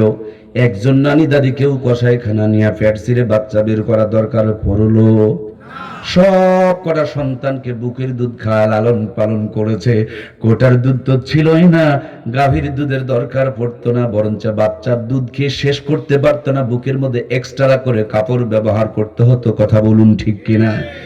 এখন সেই নানি দাদিদের নাতনিরা ওরাই প্রধানমন্ত্রী, তারাই ছিল বিরোধীদের নেত্রী। একটাই বুড়া চাচা ছিল উত্তরবঙ্গের কৃত সন্তান হুসাইন মোহাম্মদ এরশাদ চাচা। যেমনি চাচাই মই ছিল, চাচি গিয়া নাঙ্গুলের মুঠা খাম ধরছিল। দামি দামি 3 খান চেয়ারি খালাম্মা ফুবি আম্মা চাচি আম্মারা দখল করে নিয়েছিল। নিজেদের নিরাপত্তার জন্য ইফটিজিং যৌতুক নারী নির্যাতনের আইন পাশ করেছিল। আহারে, কোরআন সুন্নাহ না থাকার কারণে আইনের উপরে নোক্তা করা আইন যেন গাইন হয়ে গিয়েছিল। ওরা নিয়ম করেছে 18 বছর আগে বিয়ে দেওয়া যাবে না, আবার বিয়ের পর পর বাচ্চা নেওয়া হবে না, কত কি কি যেন গ্রামে গ্রামে ফিরি ফিরি সাপ্লাই করে দিয়ে বেড়ায়। 25-30 বছরে বাচ্চা নিতে চায়, আগের থেকে জয়পুরহাটের ভালো একটা গাইনি ডাক্তারের সাথে যোগাযোগ শুরু করে দেয়। যেমনি পেটে বাচ্চা এসেছে ইসিজি এক্সরে আল্ট্রাসাউন্ড শুরু হয়ে গিয়েছে। কায়দায় না বেকায়দায়, শুকনাতে আছে না নরমালে আছে, ভিটামিন আছে না নাই, ক্যালসিয়াম আছে না নাই, মিনারেল আছে না নাই, আয়রন আছে না নাই, জিঙ্ক আছে না নাই, হাজার তরিকার পদ্ধতি চলায়, কিন্তু পেটের ভুঁড়িটা ঢেকে রাখতে চায়। মাথায় কাপড় খুঁজে পাওয়া যায়, বুকটা ঢেকে রাখতে জানে। ওরা রেখেছিল ঢাকা, জন্ম নিয়েছিল আল্লাহর রহমত, আর এরা রেখেছে ফাঁকা। শুরু হয়ে গিয়েছে আল্লাহর গজব। ওরা 100% নরমাল ডেলিভারি করেছে, আর এদের 80 থেকে 90% কসাইখানা নিয়ে পেট চিরে চিরে বাচ্চা বের করা লাগতেছে। কথা বলুন ঠিক কিনা? এই তো মোকামতলা। অল্প কিছুদিন আগে একটা মাহফিল থেকে নামলাম, ছোট্ট একটা বাচ্চা কোলে তুলে দিয়ে বললেন, হুজুর বাচ্চাটাকে বাতাস লাগছে, একটু ফু দিয়ে দেন। আমি জিজ্ঞেস করলাম কেমনি বাতাস লাগলো? ওনারা আমাকে বুঝিয়ে বললেন ভাজা পোড়া বানানো হয়েছে। ছোট্ট বাচ্চা বোঝে নাই, বাহিরে দৌড়াদৌড়ি করছে আর খেলছে, এই জন্য বাতাস লেগেছে, বমি করতেছে, পাতলা পায়খানা করতেছে। গ্রামে কি এরকম কথা আমরা শুনি কিনা? আমি সূরা ফাতিহা পড়ে ফু দিয়া দিলাম। একটু পরে তারা বলল বাচ্চার পাতলা পায়খানা বন্ধ হয়ে গিয়েছে, কিন্তু আমার মাথা ব্যথা শুরু হলো। অন্য কোনো কারণে নয়, আমার মাথা ব্যথাটা শুরু হলো। হাইরে মোর আল্লাহ, এতটুকু বাচ্চা ভাজা পোড়া খাইতে খাইতে বাহিরে গেলে যদি বাতাস কুতাস লাগে রে। এমনি তো আমাদের মা বোনগুলো ফর্সা, আমরা পাচ্ছি না তেমন কোনো ভরসা। তারপরও বিউটি পার্লারে গিয়া সাজুগুজু করে, মুসলমানের পোশাক বাদ দিয়ে কিরণমালা কটকটি পাখি ধরে, বুক পিঠ বের করে বাংলার জমিনে ঘোরাফেরা করে। ওই ছোট্ট বাচ্চা ভাজা পোড়া খাইতে খাইতে বাহিরে গেলে যদি বাতাস কুতাস লাগে, এভাবে বেহায়ার পোশাক পরে বুক পিঠ বের করে বাংলার জমিনে যদি মা বোনরা ঘোরাফেরা করে, এদের নেংটা পোনার কারণে, নোংরা পোনার কারণে, বেহায়া পোনার কারণে সত্যি করে বলুন আল্লাহর আযাব আর গজবের বাতাস লাগে কিনা? লাগে লাগে লাগে। এই আযাব আর গজবের বাতাসে মাসকালার ডালের তেলানির স্বাদ হারিয়েছে, আতপ চালের বিরানির মজা বিদায় নিয়েছে, ইলিশ মাছ এখন পুঁটির মাছের চাইতে দুর্বল হয়ে গিয়েছে। অনেকেই তো চিন্তায় আছে আওয়ামী লীগের বিরুদ্ধে মামলা করা লাগবে, কেন বলে ওরা কম্বল চোর। বিএনপির বিরুদ্ধে মামলা করা লাগবে, কেন বলে এরা গম চোর। তাই তো আমি মরহুম কবি আইনুদ্দিন আল আজাদের ভাষায় বলি, নৌকা আর ধানের শীষ দুই সাপের একই বিষ, ওর সাথে মিলে মিশে ইসলামের ভাবনা ভাবিস, বোকামি ছাড়া এ যে কিছু না, ওরা যে একই পাখির দুই ডানা, ওরা যে একই পাখির দুই ডানা। কম্বল চুরির গুণা লইয়া কেউ দেখো রাত কাটায়, গমের বস্তায় শীত মারিয়া কেউ বাবা গোল বাজায়। চোরে চোরে তালতো ভাই, ওদের কোনো বিভেদ নাই, আমেরিকা ভারত ওদের ঠিকানা, ওরা যে একই পাখির দুই ডানা, ওরা যে একই সাপের দুই ফানা। জোরে বলুন ঠিক কিনা? আমি কম্বল চুরির মামলা চাই না, আমি গমের বস্তায় কে শীত মারলো তা দেখতে চাই না, আমি আমার ঘরের হিসাব চাই। এই ঘরে ভাঙা ঘর বেড়া ঘর যখন থাকতো, নানি আর দাদি 18 সন্তান নরমাল ডেলিভারি করতো, এখন বিল্ডিং ঘর হওয়ার পর কেন 1 থেকে 2টা বাচ্চা নরমাল ডেলিভারি হয় না? ওই ভাঙা ঘরে মুজমূর্খ নানি আর দাদি মাসকালার ডালের তেলানি করলে গোটা গ্রাম মোহিত হয়ে যেত। এখন কত রকমারি কায়দায় রান্না করে, তারপরে খাবার পরে পেট কেন পরপর করে ফুলে যায় আমি বুঝতে পারি না। ওই ভাঙা ঘরে সিরা খেতার মধ্যে মূর্খ নানু আর দাদু নানি আর দাদিকে বুকের মধ্যে জড়িয়ে নিয়ে যখন ঘুমিয়ে পড়তো, ফজর পর্যন্ত নাক ডেকে ভোঁ ভোঁ করে ঘুমাইতো। এখন আমি ডিজিটাল স্মার্ট বিছানা নিয়ে এসেছি বিদেশ থেকে, তারপরে 3টা ঘুমের বড়ি না মারা পর্যন্ত ঘুম ক্লিয়ার হতে চায়। আমার প্রাণপ্রিয় ভাইরা, তার পিছনে মূল কারণ আমাদের আসবাবপত্রের উন্নতি হয়েছে, কোরআন সুন্নাহ থেকে জাতি দূরে সরে চলে গেছে। এই জন্য শান্তির পরিবর্তে অশান্তির আগুন দাও দাও করে জ্বলতেছে। কথা বলুন ঠিক কিনা? ইসলাম হলো চিরদিনের শান্তি সুখের ঠিকানা, ইসলাম ছাড়া অন্য সবই জাহান্নামের নিশানা। ছুটে আয় দেশবাসীরা শান্তি পিয়াসী যারা, ছুটে আয় দেশবাসীরা শান্তি পিয়াসী যারা, দিনের পথে জীবন দিলে বিধায় কিছু যাবে না, ইসলাম ছাড়া অন্য সবই জাহান্নামের নিশানা। জোরে বলুন মারহাবা। কোন একদিন এ দেশের আকাশে কালেমার পতাকা দুলবে, সেদিন সবাই খোদারি বিধান পে দুঃখ বেদনা ভুলবে, একাকিনী নিরমণী নির্জন পথে যাবে, কোনো জন কটু কথা কবে না, কোনো জন কোনোখানে সম্পদের মহে খুন আর রাহাজানি হবে না। সেদিন তো আর নই বেশি দূরে, আর কিছু পথ গেলে মিলবে, সেদিন সবাই খোদারি বিধান পেয়ে দুঃখ বেদনা ভুলবে। জোরে বলুন মারহাবা। আমার প্রিয় ভাইয়েরা, সারমর্ম মূল থিম, মূল কথা আমার দরদের বন্ধুরা একটু খেয়াল করো। তোরে বন্ধু, আজ থেকে 50 বছর আগে মূর্খ নানু আর দাদুদের জামানায় এত ডাক্তার, ডিসপেন্সারি, ঔষধ ছিল না, ডিজিটাল স্মার্ট কিছুই ছিল না। অসুস্থ হতো গাছের থেকে নিমের পাতা পেরে নিয়ে 2 গ্লাস রস বসান দিয়ে দিত, পায়ে হেঁটে বগুড়া নওগাঁ চলে যেত, দিনাজপুর চলে যেত, তারপর 150 বছর টনটনা বেঁচে থাকতো। আমরা ডিজিটাল হওয়ার পর, স্মার্ট হওয়ার পর, অ্যান্টিবায়োটিক খাওয়ার পর মনে হয় 300 বছর বাঁচি। কেউ ময়না কথা কর না কে 300 বছর বাঁচি? তাহলে কি উন্নতি করলো গো? আরে রোড বাদ দাও, তোমার রোড আমি আল দিয়ে হাঁটবো, তাও 300 বছর বাঁচতে চাই। আমি কারেন্টের আলো চাই না, আমি বাতি ধরে থাকবো, কিন্তু আমি 150 বছর সুস্থ থাকতে চাই। তাদের জামানায় এত উন্নতি ছিল না, কিন্তু কোরআন সুন্নাহর সাথে সম্পৃক্ততা ভালো ছিল। প্রত্যেকটা জায়গা রহমত আর বরকত নাজিল হতো, ঠিক কিনা? আজ এই বাংলার জমিনে আপনারা যতই মনে করেন হুজুররা নন স্মার্ট, আপনারা যতই মনে করেন হুজুররা পিছিয়ে পড়া মানুষ, যতই মনে করেন হুজুররা দুর্বল মানুষ, আমার কথা বিশ্বাস লাগবে না, বাস্তবতার প্রমাণে আসেন। জয়পুরহাট জেলার যত বড় সুদখোর, ঘুষখোর, জুয়াচোর, বাটপার, চিটার, মদখোর, তাসখোর, গাঁজাখোর, এক কথায় যত বড় বড় হারামখোর, সবগুলোকে দাওয়াত দিয়ে এক লাইনে বসান। আর এলাকার যত ইমাম, মুয়াজ্জিম, মুফতি সাহেব, মুহাদ্দিস সাহেব, তাদেরকে দাওয়াত দিয়ে আর এক লাইনে বসান। আলু ভর্তা দিয়া ভাত খেতে দেন অথবা ঘাঁটি দিয়া ভাত খেতে দেন, দেখবেন হারামখোরেরা হাফ প্লেট নিয়ে নাড়াচাড়া করবে, আর হুজুরদের লাইনে খবর নিয়ে দেখবেন চোখের পলকে 3 প্লেট উঠে যাবে। কথা কোন না কে? ভুল কইলাম? হুজুর 3 প্লেট বসায়া বউটা বুকে জড়ায়া নিয়া নাক ডেকে গালে নিচে হাত দিয়া ফজর পর্যন্ত ঘুমায়, আল্লাহুম্মা বিসমিকা আমুতু ওয়া আহইয়া। আর হারাম করে খবর নিয়ে দেখো পেটের মধ্যে আমেরিকা, ভারত আর পাকিস্তানের যুদ্ধ লেগে গিয়েছে, র্যাব আর সার্জেল খোঁজে। হুজুরের টাকার গরম নাই, হেঁটে হেঁটে বাড়িতে যায়, দরজায় গিয়া সালাম দেয়, ভিতর দিক থেকে বউ মুস্কি হাসি মেরে এমন সালামের উত্তর দিয়েছে, ওর সব কষ্ট ঘরের বাহিরেই রয়ে গিয়েছে, মন ফ্রেশ করে ঘরে ঢুকেছে। আর মুসারুর খবর নিয়ে দেখো আগরবাতি টানতে টানতে বাড়িতে যায়, মুখের মধ্যে সালাম নেয়, গিটে গিয়ে কলিং বেলে চাপ দেয়, কাজের মেয়ে দরজা খুলে দেয়, বউ কটকটির সিরিয়াল দেখতেছে, ভাত আর ঢুকলো না, ছাগল ঢুকলো, বোঝার কোনো টাইম। মন খারাপ করলেন? যাতে করে একটু লজ্জা হয়।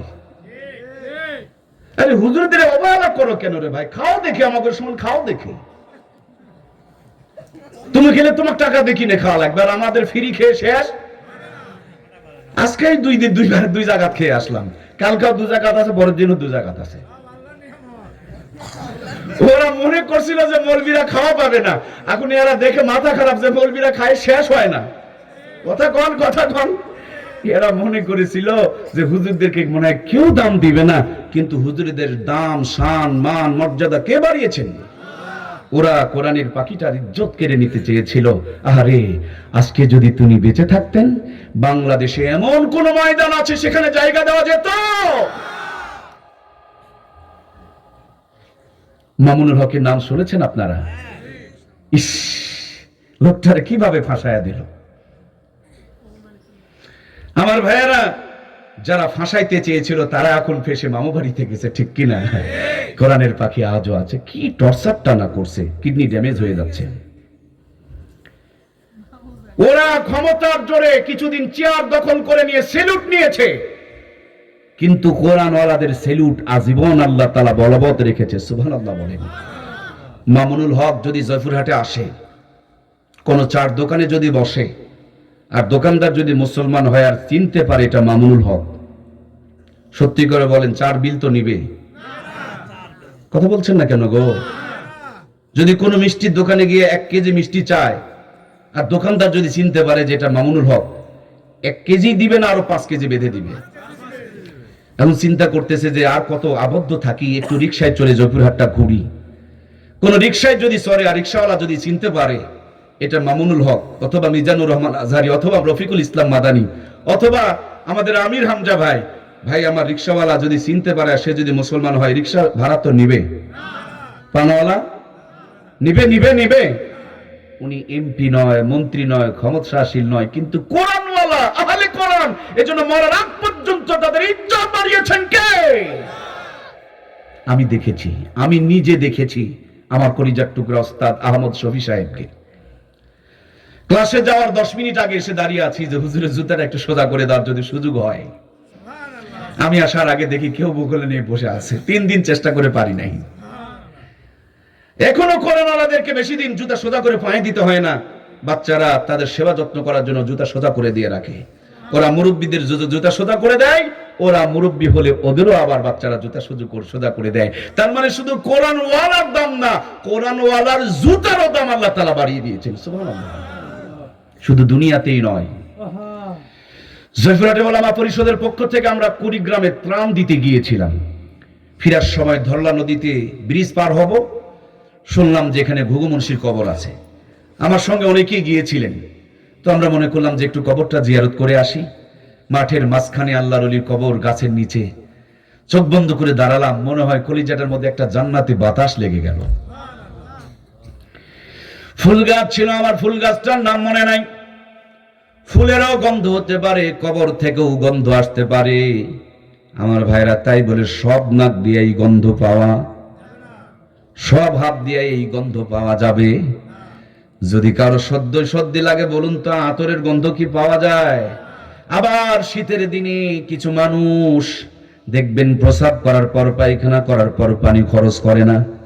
ওই মানুষটা যদি কবরের কিনারে দাঁড়ায় আর দোয়া শেষ করার পর মনে নাই আল্লাহ আলহামদুলিল্লাহ রাব্বিল আলামিন বলে যদি হাত টান দেয়, কতক্ষণ না গো, কি কোনো ফুলের গন্ধ পাবে না, টয়লেটের গন্ধ পাবে। এই জন্য বন্ধু, ভিতরে যদি ভালো থাকে ভালো কিছু পাওয়া যাবে, ভিতরে খারাপ থাকলে খারাপটা নাকে লাগবে। আমার দরদের ভাইয়েরা, কবর জিয়ারত করার পর নদীর কিনারে এসে ব্রিজের নিচে এক চার দোকানে বসলাম। মনে মনে একজন মুরব্বীকে খুঁজতেছিলাম, হঠাৎ করে সামনে একজন মুরব্বী পড়ে গেল। আমি বললাম, বাপজান, পেপার পত্রিকায় পড়েছি, ফেসবুক ইন্টারনেটে দেখেছি, আপনার মুখ থেকে একটু শুনতে চাই, ঘুঘু মুন্সির ঘটনাটা কি একটু দয়া করে বলবেন কি? আল্লাহর ওলি বলেন, ওনার নাম ঘুঘু মুন্সি নয়, ওনার নাম ছিল মাওলানা বশির উদ্দিন। এই ব্রিজ থেকে একটু দক্ষিণ পাশে ওই যে থই থই পানি করছে, সেখানে একটা গ্রাম ছিল, সেখানে ওই ঘুঘু মুন্সি বশির উদ্দিনের বাড়ি ছিল। তিনি যখন মারা গিয়েছে নদীর কিনারে তার কবর দেওয়া হয়েছে, কিন্তু কালের বিবর্তনে নদীর ভাঙনে ভাঙতে ভাঙতে গ্রামটা নদীর মধ্যে তলিয়ে পড়েছে। এই তো কিছুদিন আগে মাওলানা বশির উদ্দিন ওরফে ঘুঘু মুন্সির কবরটা যখন ভাঙতে শুরু করেছিল, রাখালেরা আমাদের খবর দিলে আমরা কবর থেকে লাশটা তোলার পর মুখ থেকে কাফনের কাপড়টা সরায়া দেখি ওই কোরআনের পাখি মাওলানা বশির উদ্দিন ওরফে ঘুঘু মুন্সি 32 বছর আগে তার কবর দেওয়া হয়েছে। 32 বছর পরে আজও পর্যন্ত তার লাশটা, তার দেহটা, তার শরীরটা এখনো পর্যন্ত অক্ষত রয়ে গেছে। এই জন্য প্রাণপ্রিয় ভাইয়েরা আমার আগামীকাল দিনের বেলা সৈয়দপুর মাহফিল আছে, রাতের বেলা ফিরে এসে দাউদপুর মাহফিল আছে, পরের দিন ধামুরহাটের দিকে মাহফিল আছে, দিনের বেলা রাতের বেলা গিয়ে আপনার কুড়িগ্রামের সম্ভবত লালমনিহাটে আমার মাহফিল রয়েছে।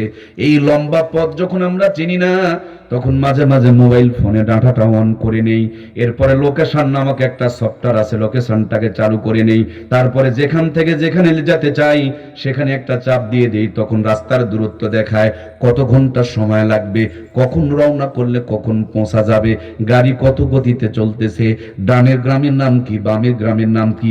এখানে আবার জোরে জোরে সাউন্ড দিয়ে শোনায় দেয়, এত মিনিট পর সামনে একটা রাস্তার বাঁক আছে, এই পরিমাণ বাঁক আছে, ওই পরিমাণ বাঁক আছে। এই লোকেশনটা যেমন আপনাকে আমাকে পথ দেখায় গন্তব্য পর্যন্ত পৌঁছায় দিবে, সেম কায়দায় আমরা জান্নাতের সবার বাড়ি, আদি পিতা আদমের সন্তান, জান্নাত থেকে দুনিয়াতে এসেছি জান্নাতের কিছু সঞ্চয় করার জন্য, জান্নাতের কিছু পাথেয় নেওয়ার জন্য, আবার দুনিয়াদারি শেষ করে আমাদেরকে জান্নাতে যেতে হবে।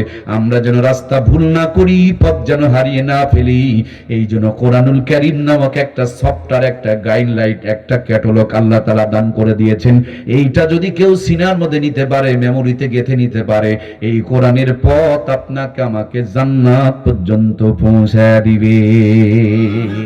মূল কথা হলো বন্ধু, জীবন কোরআন সুন্নাহর লাইনের উপরে তুলুন, ডাক্তারি, মাস্টার, ইঞ্জিনিয়ারি যা কিছু করবেন করুন, এর ফাঁক দিয়ে আপনি জান্নাতে পৌঁছে যাবেন। সুবহানাল্লাহ বলেন।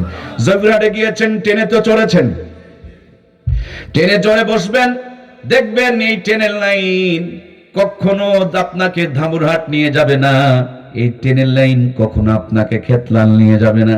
জয়পুরহাট থেকে ছেড়ে দিলেই চলে যাবে কালাই, কালাই জয়পুরহাট থেকে ছেড়ে দিলেই আপনার চলে যাবে আক্কেলপুর, আক্কেলপুর থেকে ছেড়ে দিলেই চলে যাবে আমার ভাইয়েরা সান্তাহার, সান্তাহার থেকে ছেড়ে দিলেই চলে যাবে নাটোর। একটার পর একটা গন্তব্য চেঞ্জ করে গড় গড় গড় গড় গড় গড় করতে করতে ঢাকা চলে যাবে। ছেলে মেয়েকে খালি কোরআন সুন্নাহর লাইনের উপরে তুলে দিবেন, ডাক্তারি মাস্টার ইঞ্জিনিয়ারি করবে, এর ভিতর দিয়ে গড়তে গড়তে গড়তে আল্লাহর বান্দা জান্নাতে পৌঁছে যাবে। এজন্য এই লাইনে তুলে দিবেন। আপনার ছেলেকে শীতের পোশাক কিনে দিয়েছেন যেন নিউমোনিয়া না হয়, রিংকোট কিনে দিয়েছেন যেন বৃষ্টি ভিতরে না ঢোকে, করোনার টিকা দেওয়াইছেন যেন করোনা ঘায়েল করতে না পারে। ছোট্টবেলাতে 6টা টিকা নেওয়াইছেন কেন? বলে 6টা রোগ যেন আপনার সন্তানকে না ধরে। ও মায়না, জান্নাতে যেন যেতে পারে তার জন্য কোরআনটা কেন ভিতরে ঢুকাইলেন না? ঠান্ডার থেকে বাঁচালেন, বৃষ্টির থেকে বাঁচালেন, করোনার থেকে বাঁচালেন, কিন্তু জাহান্নাম থেকে বাঁচানোর জন্য কোরআনুল কারীমটা সিনার মধ্যে ঢুকায় দেওয়ার দরকার আছে না নাই? এজন্য মূল কথা, আগে ইট নয়, আগে ব্রিজ বিল্ডিং নয়, আগে ইট বানাতে হয়। ইট বানিয়ে নেওয়ার পর বিল্ডিং ব্রিজ সব বানানো যায়। এজন্য ছেলে মেয়ে আমাদের ঘরে যারা আছে এদেরকে আগে আমরা ইমানদার বানাবো, ইমানদার বানিয়ে ডাক্তার মাস্টার ইঞ্জিনিয়ার বানাবো, কোনো সমস্যা। বাংলাদেশে যতগুলো ছেলে ভালো ভালো রেজাল্ট করেছে প্রত্যেকের গোড়ার খবর নিয়ে পাওয়া গিয়েছে এদের নারীর সম্পর্ক, গোড়ার সম্পর্ক কোরআনের সঙ্গে রয়েছে। এখানেও যারা এই জান্নাতের বাগানখানা লাগিয়েছে এদের নারীর সম্পর্ক, গোড়ার সম্পর্ক আল্লাহর কোরআনের সঙ্গে রয়েছে। দুনিয়াতে যারা জান্নাতের বাগান লাগায় এই জান্নাতের বাগানের মালিকদেরকে আল্লাহ তাআলা ওই জান্নাত দান করে দেয়। সুবহানাল্লাহ বলেন। এই জান্নাতের বাগানটা প্রত্যেক বছর লাগুক, আমরা কি চাই? কারা কারা এই কোরআনুল কারীমের মাহফিলের পক্ষে 2টা হাত তুলে কোরআনের সঙ্গে আমার আল্লাহকে দেখায়? লিল্লাহে তাকবীর। আমরা যতদিন বেঁচে আছি, পৃথিবী যতদিন আছে, আমরা কোরআনের পক্ষে থাকবো। আল্লাহ কবুল করো, বলুন আমিন। আমরা আরো বড় করে দেশের বড় বড় আলেমদেরকে নিয়ে এসে এখানে জান্নাতের বাগান সাজাবো। এই কোরআনের পক্ষে থেকে কোরআনের সুপারিশ নিয়ে আল্লাহ আমাদেরকে জান্নাতি হওয়ার তৌফিক দান করে দেখ, বলুন আমিন। নবী আমার বলেন, আল কোরআন হুজ্জাতুল্লাহ, এই কোরআন হলো আপনার আমার জন্য দলিল। এই দলিল, এই কোরআন যেন আমাদেরকে সুপারিশ করে শ্রোতা বক্তা কর্তৃপক্ষ সকলকে একসাথে জান্নাতে নেয়। আমরা আবারও বলি আল্লাহুম্মা আমিন। হাতগুলো এভাবে একটু নাড়া দেন তো। আরশে আজিম থেকে আমার রব দেখছেন, আলো বাতাস সাক্ষী হয়ে থাকতেছে, এই জমিনে ময়দানে সামিয়ানা কিয়ামতের দিন সাক্ষী দিবে। কোরআনের সাথে আমাদের হাতগুলো সাক্ষী হয়ে থাকতেছে। আয় আল্লাহ, যে হাত কোরআনের পক্ষে তুলেছি সারা জীবন আমাদেরকে কোরআনের পক্ষে থাকার তৌফিক দিয়ে দিও, বলুন আমিন। আয় আল্লাহ, আমাদেরকে ব্যাঙের ভূমিকায় রেখো, হুমা পাখির ভূমিকায় রেখো, কাকলাসের ভূমিকায় কোরআনের বিপক্ষে কোনোদিন নিও না, আবারও বলুন আমিন। আমার ভাইয়েরা, যে হাতকে কোরআনের পক্ষে তুলেছেন ওই হাতটুকু একটু কোরআনের জন্য সাক্ষী বানান। এখনই আমরা হাত তুলবো আল্লাহর কাছে, এক্ষুনি আমরা দোয়া করব। শেষ ভালো যার সব ভালো, শেষ সুযোগটুকু কাজে লাগান। মোনাজাত না করে কেউ যাব না, পারলে দেব, না পারলে দোয়া করব, কিন্তু উঠে যাব না। উঠে যাওয়ার মানে হলো বিরোধিতা করা। যেটুকু পারবেন আপনি সহযোগিতা করবেন, না পারলে দোয়া করবেন। আমার ভাইয়েরা, সবাই সবাইকে সহযোগিতা করে কাঁধে কাঁধ মিলিয়ে গ্রামকে সুন্দর রাখবো। প্রতি বছর বড় বড় মাহফিলগুলো করব। এলাকায় অনেক ডোনার ব্যক্তিরা রয়েছেন, এলাকার মানুষেরা ইসলাম প্রিয় মানুষ। জনাবা মুসাম্মদ জুলেখা আমদই 500 টাকা, আবেদা 20 কেজি আলু, আকলিমা তোমার প্রিয় বান্দি 1000 টাকা, আলাল হাঁটু ভাঙ্গা 1000 টাকা, আইনুন নাহার 1 মুন আলু, কারিমা রহমতপুর 500 টাকা। আমাদের মায়েদের দানগুলো আল্লাহ কবুল করুক, ভাইদেরকেও কবুল করুক, বলুন আমিন। জনাব মুহতারাম আমজাদ ভাই আমার 700 টাকা। প্রিয় ভাই আমজাদ আল্লাহ মঞ্জুর করেন, হাতে বরকত দান করেন। আব্দুল ওয়াহিদ ভাই আগামী দিনে একটা তাফসীর মাহফিলে যুব কমিটি তৈরি করে নেবেন। যুবকেরা ইসলামকে আনন্দ করবে, ইসলামের জন্য আনন্দ করবে। ইসলাম গোমরা হয়ে থাকার জিনিস না, ইসলামেও আনন্দ আছে। সুতরাং যুবকদেরকে নিয়ে যুব তাফসীর কমিটি তৈরি করবেন। প্রত্যেক বছর বড় বড় ওলামা হযরত আসবে, এলাকার মান চেঞ্জ হয়ে যাবে, ইসলামের পক্ষে আনন্দ হবে। সিদ্দিক ভাই আমাদের 500 টাকা। প্রিয় ভাই সিদ্দিক আল্লাহ কবুল করেন, হাতে বরকত দান করেন, জিন্দেগির গুনাহ মাফ করেন। মাশাআল্লাহ, জাযাকুমুল্লাহ। জনাব মোহাম্মদ সুবহানাল্লাহ ওয়ালহামদুলিল্লাহ লা ইলাহা ইল্লাল্লাহু লা ইলাহা ইল্লাল্লাহ লা ইলাহা ইল্লাল্লাহ লা ইলাহা আসমানে আল্লাহ জমিনে আল্লাহ হায়াতে আল্লাহ মৌতে আল্লাহ লা ইলাহা ইল্লাল্লাহ লা ইলাহা লা ইলাহা ইল্লাল্লাহ লা ইলাহা আল্লাহকে যারা ডাকিবেন ভবে আল্লাহ তাদের আপন হবে ইহকালে শান্তি পরকালে মুক্তি দেবেন তাদের আল্লাহ তাআলা লা ইলাহা ইল্লাল্লাহ লা ইলাহা লা ইলাহা ইল্লাল্লাহু মুহাম্মাদুর রাসূলুল্লাহ সাল্লাল্লাহু আলাইহি ওয়াসাল্লাম। বসুন, দোয়া হয়ে যাবে। ওয়াহিদ ভাই দোয়া করে দিই। ভাইয়া হযরত আস্তাগফিরুল্লাহ রাব্বি মিন কুল্লি জামবি ওয়া আতুবু ইলাইহি লা হাওলা ওয়া লা কুওয়াতা ইল্লা বিল্লাহিল আলিয়্যিল আযীম।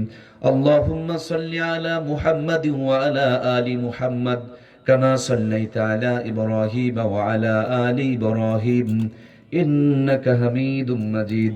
আল্লাহুম্মা বারিক আলা মুহাম্মাদিন ওয়া আলা আলি মুহাম্মাদ কামা বারাকতা আলা ইব্রাহিম ওয়া আলা আলি ইব্রাহিম إنك حميد مجيد اللهم آمين ربنا ظلمنا أنفسنا وإن لم تغفر لنا وترحمنا لنكونن من الخاسرين ربنا لا تزغ قلوبنا بعد إذ هديتنا وهب لنا من لدنك رحمة إنك أنت الوهاب وقل رب ارحمهما كما ربياني صغيرا رب ارحمهما كما ربياني صغيرا رب علما نافعا وفهما كاملا وعملا صالحا كما تحب وترضى يا كريم حسبنا الله ونعم الوكيل نعم المولى ونعم النصير ومن يتوكل على الله فهو حسبه والله المستعان على ما تصفون رب العالمين يا الله আরামের ঘুমকে হারাম করে নরম বিছানায় লাথি মেরে কনকনা শীতের মধ্যে তোমার বান্দা বান্দিরা আমরা যারা বসে বসে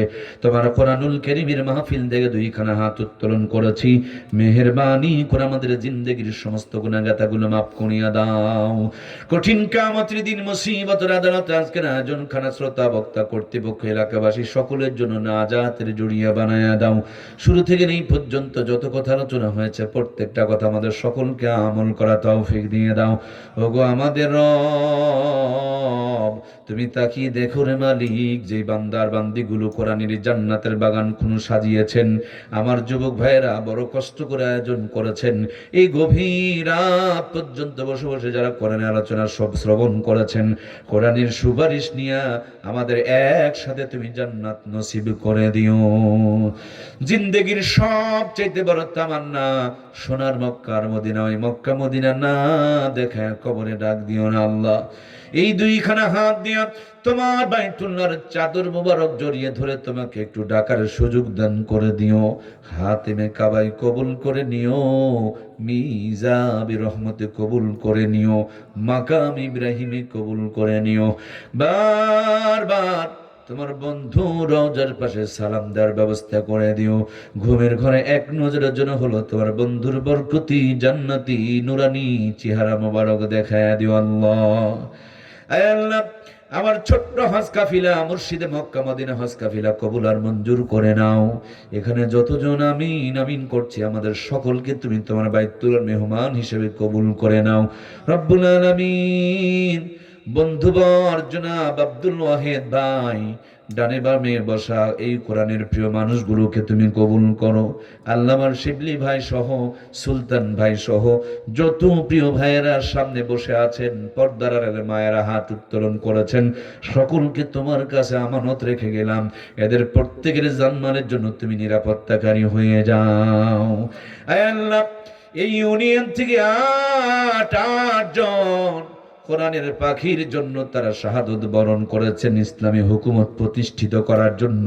এই রক্তগুলো তুমি কবুল করে নাও আল্লাহ। যত জীবন, যত রক্ত ঝরেছে, প্রত্যেকটা জীবনে রক্তের বিনিময় বাংলার জমিনে কোরআনের রাজ কায়েম না দেখা পর্যন্ত তুমি আমাদের কবরে ডাক দিও না আল্লাহ রাব্বুল আলামিন।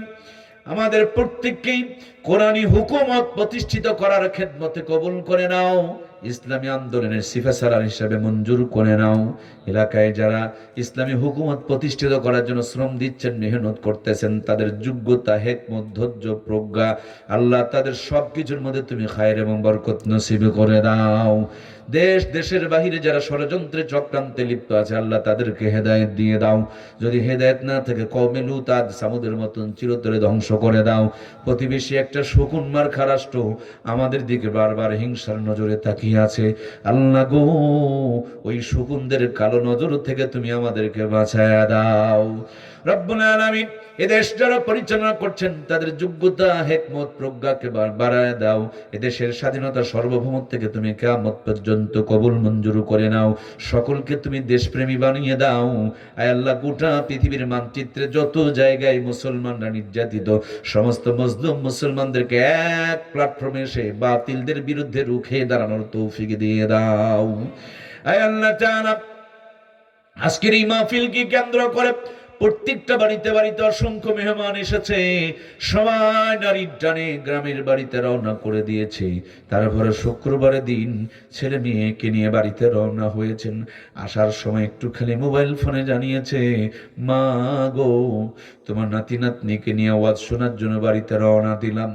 যে মানুষটা উঠে দাঁড়াইতে পারে না, খালি ছেলে আসার কথা বলেছে, সকাল থেকে রান্নার কাজে ব্যস্ত হয়ে পড়েছে। আব্বাজান ঠান্ডা পানি গরম করে গোসল করে ভালো কাপড়টা পরে সকাল থেকে না খেয়ে রাস্তার কিনারে দাঁড়িয়ে আছে। বেলা যখন গড়িয়ে যায়, মার কাছে এসে মুখটা জড়সড় করে বলে, একটা ফোন দাও না, আমার ছেলে কেন যেন এখনো পর্যন্ত এলো না। মা দুঃখিনী ফোন দিয়ে বলে, বেটা, সকাল থেকে না খেয়ে তোমার আব্বা রাস্তার কিনারে দাঁড়িয়ে আছে, তোমরা এখন কোন জায়গায়? ছেলে বলে, মা গো, বাবাকে খেতে বলো, শরীর তো দুর্বল হয়ে যাবে। বাবাই বলে, আমার ক্ষুধা লাগে নাই রে, আমি আমার আদরের নাতি আর নাতনি গুলোকে দুই পাশে একটু বসায় আনি, একসাথে বসে খেতে চাই। আয় আল্লাহ, বাসায় ফিরে ছোট্ট বাচ্চাগুলো এক দৌড় দিয়ে বাহিরে গিয়ে দেখে কেউ দাদুর কাঁধে চড়েছেন, কেউ নানুর হাত ধরে ধরে দোকানে গিয়া খাবার কিনে কিনে খাচ্ছেন। অবুঝ বাচ্চা সবার মুখে মুখে তাকায়, না জানি আমার নানু আর দাদুরা আমাকে এসে বুকে তুলে নিবেন, খাবার খেলনা কিনে দিবেন। কেউ যখন আদর করে বুকে জড়িয়ে নেয় না, একটা ধরে দিয়া বাবার গলাটা জড়িয়ে ধরে বলে, আব্বু, দাদুর বাড়িতে নিয়ে আসলাম, বাড়ি দেখাইলা, কিন্তু দাদুরে যে দেখাইলা না। মার কাছে গিয়া বলে, মা, নানু বাড়িতে এসে নানুর সব দেখলাম, কিন্তু নানু যারে এখনো নানুকে যে পেলাম না। মা বাবা কবরের কিনারে দাঁড়ায় আঙ্গুলের ইশারা করে দেখিয়ে দিয়ে বলেন, এখানেই তোমার নানু আর দাদুরা ঘুমিয়ে রয়েছেন। ও মালিক, অনেক নাতি নাতনিরা নানু দাদুর বাড়িতে এসেছেন। আল্লাহ, বুড়ো হয়ে যাচ্ছেন, তারপর নানি দাদির যেন আদর কমে না, মুখে তুলে তুলে খাওয়ায়, মাথার মধ্যে তেল মাখায়া দেয়, বিছানা রেডি করে রাখে, পানি গরম করে রাখে, টেবিলে খাবার সাজায়া রাখে। যতক্ষণ পর্যন্ত না ফিরেছে ততক্ষণ পর্যন্ত জেগে থাকে। আয় আল্লাহ, যাদের ওই দরদের মানুষগুলো বিদায় নিয়ে চলে গিয়েছে, এই গ্রাম সব ঠিক আছে, কিন্তু গোটা দুনিয়ায় যেন অন্ধকার হয়ে আছে। কেউ তো আর আদর করে মাথায় হাত তুলে দেয় না, কেউ তো আর মুখের মধ্যে খাবার তুলে দেয় না, কেউ তো আর দরজার কিনারে অপেক্ষায় রয় না। আল্লাহ গো, যাদের আব্বা আম্মা বিদায় নিয়ে চলে গিয়েছে, গোটা দুনিয়ার সব থাকার পর যেন মনে হয় কি যেন হারিয়ে গেছে। আল্লাহ, এত রাত্রে মার ঘরে ঢুক ঢুকতেই যেন কলিজায় ধাক্কা লাগে, আহারে সব আছে কিন্তু মা নাই। বাবার ঘরে গিয়া বালিশে মাথা দিলে বাবার শরীরের গন্ধ পাওয়া যায়, কিন্তু বাবারে দেখা যায় না, বাবাকে বাবা বলে ডাক দেওয়া যায় না। আল্লাহ তুমি তাকিয়ে দেখো, আমার মতন করে যারা এই দুইটা হাত দিয়া বাবা মাকে জীবনের শেষ গোসল করায়া সাদা কাফনের কাপড় পরায়া চির জনমের জন্য অন্ধকার কবরের ঘরে আমানত দিয়ে এসেছি, মনের পর মন মাটি বুকের উপরে চাপায় দিয়া কাঙাল ভিক্ষুক এতিমার মিসকিনের মতন দুইখানা হাত উত্তোলন করেছি, মেহেরবানি করে আমাদের সকলের আব্বা আম্মার কবরগুলোকে জান্নাতুল ফেরদাউসের আলা মাকাম বানায়া দাও। যাদের বৃদ্ধ পিতা মাতা বেঁচে আছেন সুস্থতার সঙ্গে নেক হায়াতে তৈয়বা দান করে দাও, সবার ঘরকে আলিয়ার ফাতিমার মোহাব্বতে ভরপুর বানায়া দাও। প্রত্যেকের পরিবারে ইমাম হাসান আর হুসেনের মতন নেক সন্তান দান করে দাও। আল্লাহ ইসমাইল আলাইহিস সালামের মতন ধৈর্যশীল নেককার সন্তান আমাদের ঘরে ঘরে দিয়ে দাও। চোখের শীতলতা আত্মার জন্য প্রশান্তিওয়ালা সন্তান দিয়ে দাও। আয় আল্লাহ, আমার কলিজার টুকরা মুহিবুল্লাহ, মাসুম বিল্লাহ, মুতাসিম বিল্লাহ সহ আমাদের সবার ঘরে ঘরের সন্তানগুলোকে জগৎ বিখ্যাত বিশ্ববরণ্য দায়ী ইলাল্লাহ এ যুগের শ্রেষ্ঠ আল্লাহর ওলি হিসেবে কবুল আর মঞ্জুর করে নাও। আয় আল্লাহ, আমাদের দুহাত ভর্তি কামায় রোজগারে হযরত উসমানে গনির মতন বরকত দিয়ে দাও। সবার জীবনকে আবু বকরের মতন আমলওয়ালা জীবন বানায়া দাও। রব্বুল আলামিন, এলাকা তোমার কুদরতি হাতে আমানত রেখে গেলাম, কবুল করে নাও। এলাকার মাটি নিচে যত মুমিন মুমিনাত ঘুমিয়ে আছেন সকলকে মাফ করে দাও। এই তাফসীর মাহফিলকে কিয়ামত পর্যন্ত তুমি মঞ্জুর করে নাও। আল্লাহ, আমার দরদের ভাইগুলো এত মহব্বত করেন, তুমিও তাদেরকে মহব্বত করে তোমার কুদরতি কোলের মধ্যে জড়ায়া নাও। রব্বুল আলামিন, এত রাত পর্যন্ত কনকনা শীতে আমার ভাইয়েরা বসে আছে, আমি এখন কি দিয়া বিদায় করব গো আল্লাহ। সবার জন্য তোমার কাছে প্রার্থনা জানাই, আমাদের শ্রোতা বক্তা সবাইকে একসাথে তুমি জান্নাতে যাওয়ার তৌফিক দান করে দাও। রব্বুল আলামিন, জানি না কার জন্য কোন দোকানে কাফনের কাপড় রেডি হয়ে আছে, না জানি কোন মুহূর্তে মালাকুল মউত না করে ডগার সামনে হাজির হয়ে যাবে। কলিজার টুকরা সন্তানগুলো আব্বা আব্বা বলে চিৎকার করবে, আদরের মেয়েরা মা মা বলে ধুলাবালিতে গড়াগড়ি করবে। ওই মুহূর্তে আসার পূর্বে পূর্ণ মুমিনে কামিল বানায়া দিও, তাওবাতুন নাসুহা নসিব করে দিও। পবিত্র রমজান মাসে রোজার হালতে জুমার দিনে ঈমানের সাথে মওত দিও। মওতের সময় আমাদের সকলের জবানে আখিরি কালিমা, মধুর কালিমা, জান্নাতি কালিমা জারি করে দিও, লা ইলাহা ইল্লাল্লাহু মুহাম্মাদুর রাসূলুল্লাহ সাল্লাল্লাহু আলাইহি ওয়াসাল্লাম। আজকের এই মাহফিলটি Murtuza Waz YouTube channel, Makki TV YouTube channel, Mohib TV YouTube channel, অথবা আমার নাম লিখে ইউটিউবে সার্চ দিলে আপনারা আমার ওয়াজগুলো পেয়ে যাবেন। আমার Facebook page Murtaza TV, Facebook ID Morshedul Alam Murtaza. আমার সাথে ওয়াহিদ ভাইয়ের সাথে যোগাযোগ করলে খুব সহজে আমাকে পাওয়া যাবে। প্রয়োজন হলে আমার মোবাইল নাম্বারটা নিতে পারেন, 01718 46 78 50। আমার সাথে পবিত্র হজ ওমরাতেও যেতে পারবেন, আমি নিজে সরাসরি সঙ্গে থেকে নিয়ে যাই। সবার জন্য অনেক দোয়া রইল, আমার জন্য দোয়া করবেন। আসসালামু আলাইকুম ওয়া রাহমাতুল্লাহ।